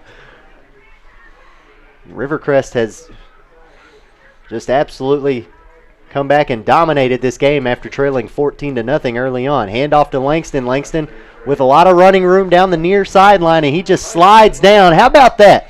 Langston slides down at the 10-yard line, and a flag is down, and we'll see who that gets called on. Langston had the opportunity to fight to get in the end zone or fight for extra yardage, but he just slid down and stayed in bounds, keeping the clock running. Let's remind folks again that this is a junior. And if he has got smarts and awareness like that, man, Colts have got a bright player next year. That one's coming back. Colts were called for holding. So that will negate that big run there by Langston. Langston, by the way, averaging unofficial. Personal foul. I'm sorry, personal foul. So apparently someone after the So we've had 2 penalties. So I would say they're probably going to take the personal foul because we had holding against the Colts on the line, then we had a personal foul down towards the end. You wonder if that personal foul was called on Langston for some reason. I don't know why it would have been. I didn't see anything out of the ordinary. I didn't see anything out of the ordinary near where the flag was thrown. Yeah, he just slid down, so I'm not sure. It didn't look like there was, anybody pushing after. Unsportsmanlike. Okay, they said personal foul first of all. Well, no, this is another flag. They are backing them way up. So they went. Okay, they went personal foul. They went holding for 10, and then a dead ball, unsportsmanlike for 15. So that's 25 yards worth of penalties. Man, they are backed up to the 50. They were inside the. Langston went down at like the 10-yard line, and now they find themselves at the 50. First, and a long way to go. But toss out to Langston. Langston down the far sideline with plenty of running room and just lowers the shoulder, bowls over the defender. But you got to think of it this way, though, Andy. That's we're playing first down. It's 2 minutes left to go. Yeah, you've got a long way to go, but you got the lead. Yep. That's a lot of field that you can chew up the clock with. Yes, and that is the 5th penalty for 61 yards against the Colts. Compared to Osceola's over Osceola over has 100. 12 penalties for 119. Unreal. Well, we are nearing the 2-minute mark. We're at 2:15 right now left in this one, and Rivercrest looks like they're going to be going on to a 5-4-1 record on the year. Osceola should drop to 6-4, barring anything crazy happening here in the last 2 minutes of the game. This is the 16th play of the drive right here. Langston on the handoff, still with plenty of running room. That is unreal. And timeout, Osceola. So we will take a quick timeout with them with 1:58 left to play here in this one. 26-14 your score. Rivercrest on top of Osceola. Back after this. This is a seed. 3rd and 12. And this is a farmer. 3rd and 12 on the Together, they're responsible for creating 1 in 12 American jobs. Yes, you heard right. 1 in 12 American jobs are related to the family farm. From row to row across this great nation, every farmer counts.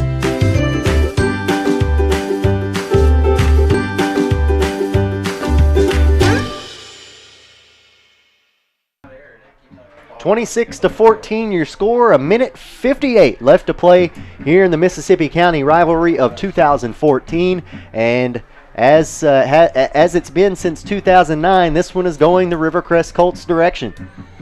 Colts come back out after the Osceola timeout, and they will have it 3rd and 12. We'll see what they dial up here on 3rd and long. At Christina_Job just tweeted at Tubetown21, hashtag Colts versus Nose. Langston is a beast. Colts had me worried the first half, but they come back hard second half. Go Colts. Well, Langston catching the corner, and nice job there on defense by, I believe that might have been Tevin James. Nope, excuse me.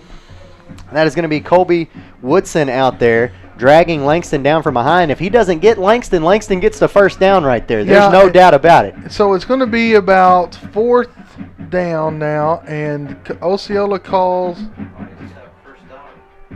Well, there we go. So it's going to be 4th down and 11 with 90 seconds left to go in this ball game. And 15 seconds left on the play clock. So, Rivercrest can take it down to right at the 1 minute mark and call a timeout if they want to, but it looks like they're going to opt to just go for it here on 4th and 10 just to run some more game clock off. And there's the handoff. It goes to Johnson, I believe.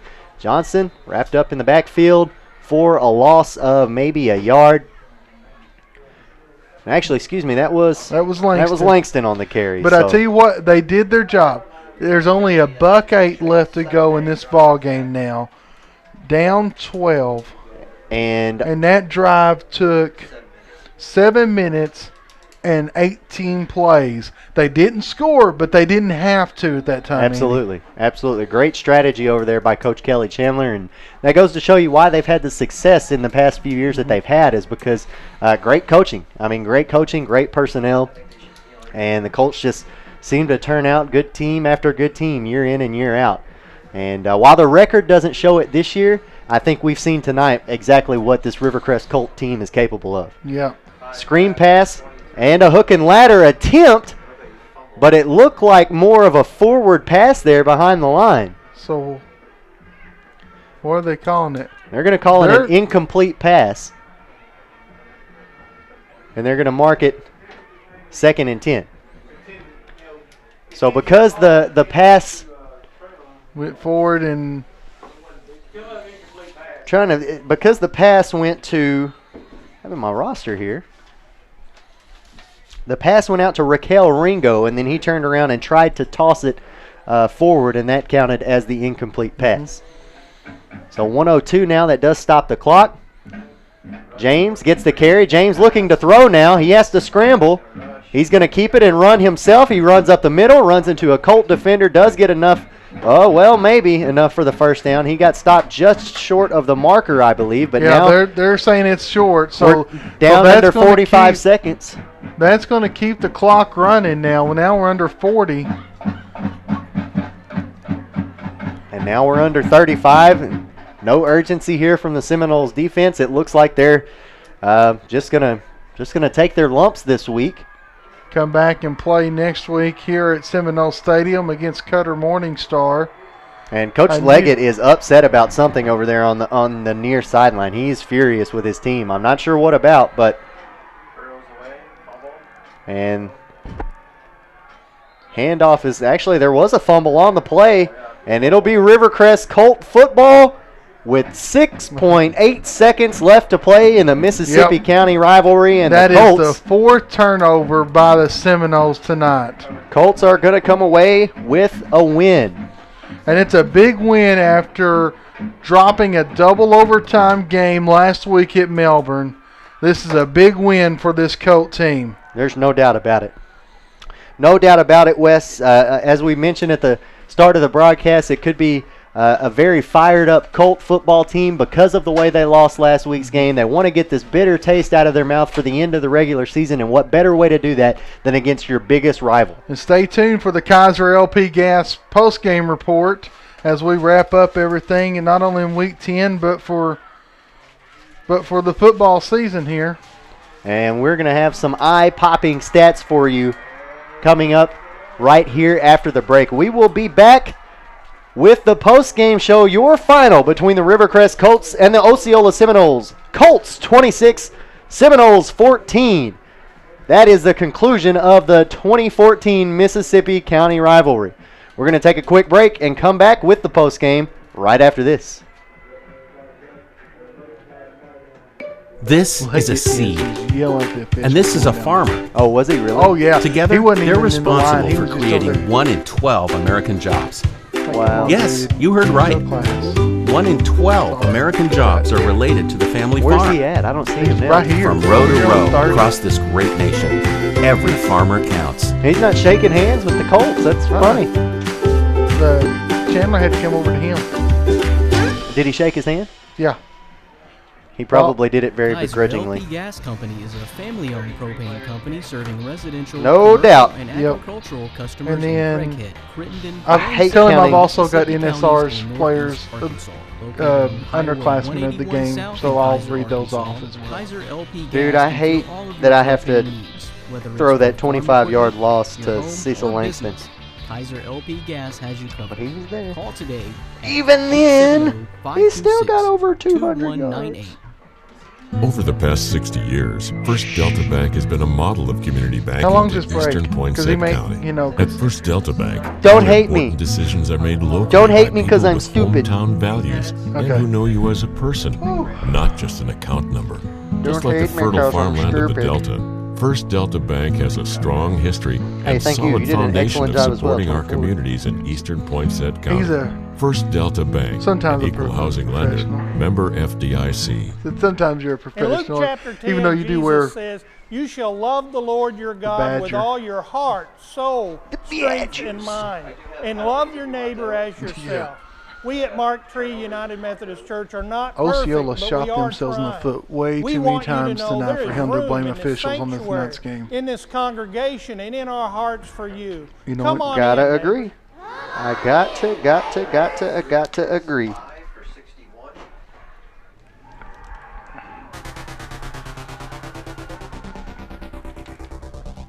They gave him a first down. Now TJ Young sneaks ahead. Touchdown. Yard gain for Mr. Scales. There's another pass. It's complete. And it's Up the middle. 18. He dropped it right at the goal line. They said he'd already went over. And good. Quinn Young with a touchdown reception. Full cuts. And now we got room at the right side and touchdown. Indians. Flashes tonight of playing good defense and stopping them. Mr. Scales taking off down the right side. It is a foot race. He's gone. Forget about it. Aaron Scales. Touchdown. Warriors add to this lead. Scales gives it to Chance Gray that time. Looking for the signal, and it's good. Touchdown Warriors. Central in the backfield. Fakes it. Rolls right again to the team. He's in big time trouble. Gets away unbelievably. Throws it up. Someone's going to catch it.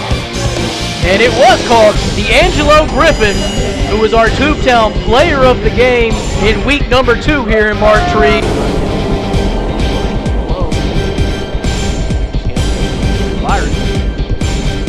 Young again. He's got room left side. And Quinn Young is going to be in for another Warrior score.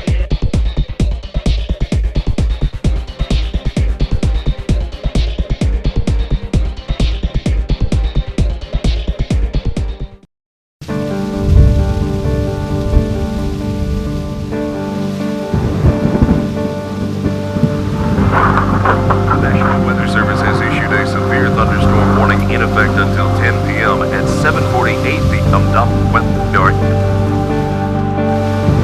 This has now been upgraded to a tornado warning. We have confirmation of a tornado on the ground. You need to seek emergency shelter immediately. Take cover now. Move to an interior room away from...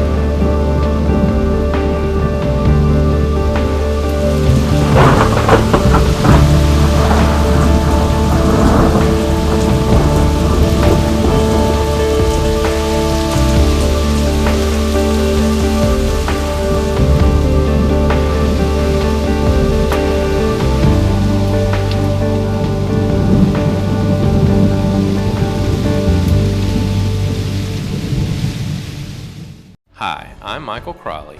There are many reasons people fall into debt: unexpected illness, loss of income, or a basic mismanagement of finances. Don't feel like you're alone. At the Crawley Law Firm, we work hard to help you break free from these burdens. Our team will guide you step by step so you understand the process. Call us today at the Crawley Law Firm to schedule your free consultation in either our Jonesboro or Forest City office.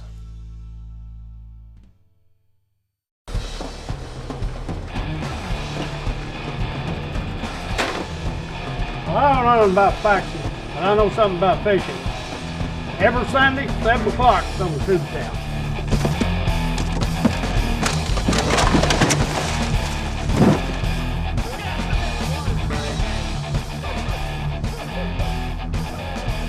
Crowbar is back. Sundays, 7 p.m. on Tubetown, Channel 21. Ritter Communications gives you a universe of TV shows, and now TiVo brings you even more. Movies, music, and videos from the web. Get it all in one place and take it anywhere life takes you. Any show, any screen, anywhere. Introducing the TiVo Experience. Call Ritter Communications today. Ritter Communications, right by you.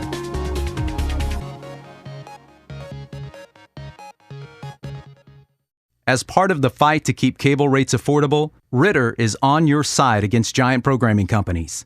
Because they control programming, they make the rules, like forcing you to buy channels and bundles to get the one you like, and then hiking the price way above inflation. They even forbid cable distributors like us from telling you what channels actually cost. Join us in working for better laws that give consumers more choices and more information. We're right by you on this issue. No one can take care of you like family.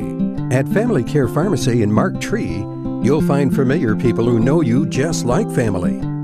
Locally owned and operated, Family Care Pharmacy can fill all your pharmaceutical needs while providing a friendly atmosphere where your questions are welcomed and will be answered with a smile by someone you know. For your next prescription, think family. Family Care Pharmacy in Mark Tree. Farmers Bank & Trust offers instant image debit cards. Showcase your school spirit, your grandkids, your pet, or your favorite sport. Walk in, open an account, and walk out of the bank with an instant image debit card ready to use. Finally, a debit card as unique as you from Farmers Bank & Trust. Traditional banking at its best. Farmers Bank & Trust, with locations in Blytheville, Gosnell, and Manila. Member FDIC.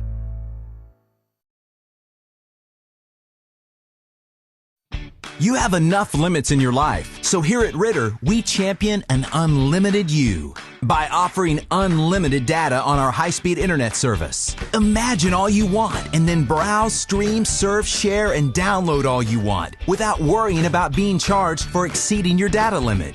Other companies limit your data. Not here. No limits on data, no limits on you. Ritter Communications, right by you. Welcome back to Seminole Stadium. Andy Maness and Wes Cisco here with you for the post-game show. And your final score tonight, Rivercrest Colts 26, Osceola Seminoles 14. And a very good game tonight for the Mississippi rivalry, Wes. Yes, it was. And here's our final stats of the night. For Rivercrest, they went 4 for 6 passing, 34 yards. And 2 touchdowns. With 2 TDs. Osceola 4 for 9, 121 yards, a touchdown, but more importantly, 4 picks. Rivercrest had 52 attempts on the ground for 282 yards. Osceola 28 for 138. The penalties is another big thing here for Rivercrest. 5 penalties, 61 yards. Osceola shot themselves in the foot too many times tonight. 12 penalties, 119 yards. 4 turnovers. You're not going to win any ball games by doing that. I don't need a calculator to tell you they almost had as many penalty yards, twice as many penalty yards as Rivercrest did. So, man, just an absolute great game by the Rivercrest Colts. Started off in a hole, 14-0. They come back and win this one. And there you see the player of the game, sponsored by First Delta Bank, Cecil Langston. Remember how we told you 280-some rushing yards for Rivercrest? Yeah, he had 205 of them. He had 31 attempts. And First Delta Bank now offers customized debit cards. Make your debit cards unique as you are with First Delta Bank. Serving with locations in Truman, Mark Tree, and Tyronza. First Delta Bank, member FDIC. Well, that will wrap it up for us here tonight from Seminole Stadium. Again, we appreciate you joining us for our last football broadcast of the year. Don't forget, tune in and join us next Friday night as we start high school hoops. Going to be traveling to the MAC where it will be packed. Bay versus Buffalo Island Central. Should be a good one. I am looking forward to that for our first matchup of the year, Andy. No doubt about it. Once again, your final tonight from Seminole Stadium, the Rivercrest Colts come away with another victory in the Mississippi County rivalry, 26-14 over the Osceola Seminoles. For my color analyst, Wes Cisco, and everyone who helped make this broadcast possible tonight, Richard Bressler, Marcella Tapia, Brandon Reed, and our stat man, Zap. We're headed out of here tonight. I'm Andy Maness. So long, everybody. See you next time on Tubetown, Channel 21.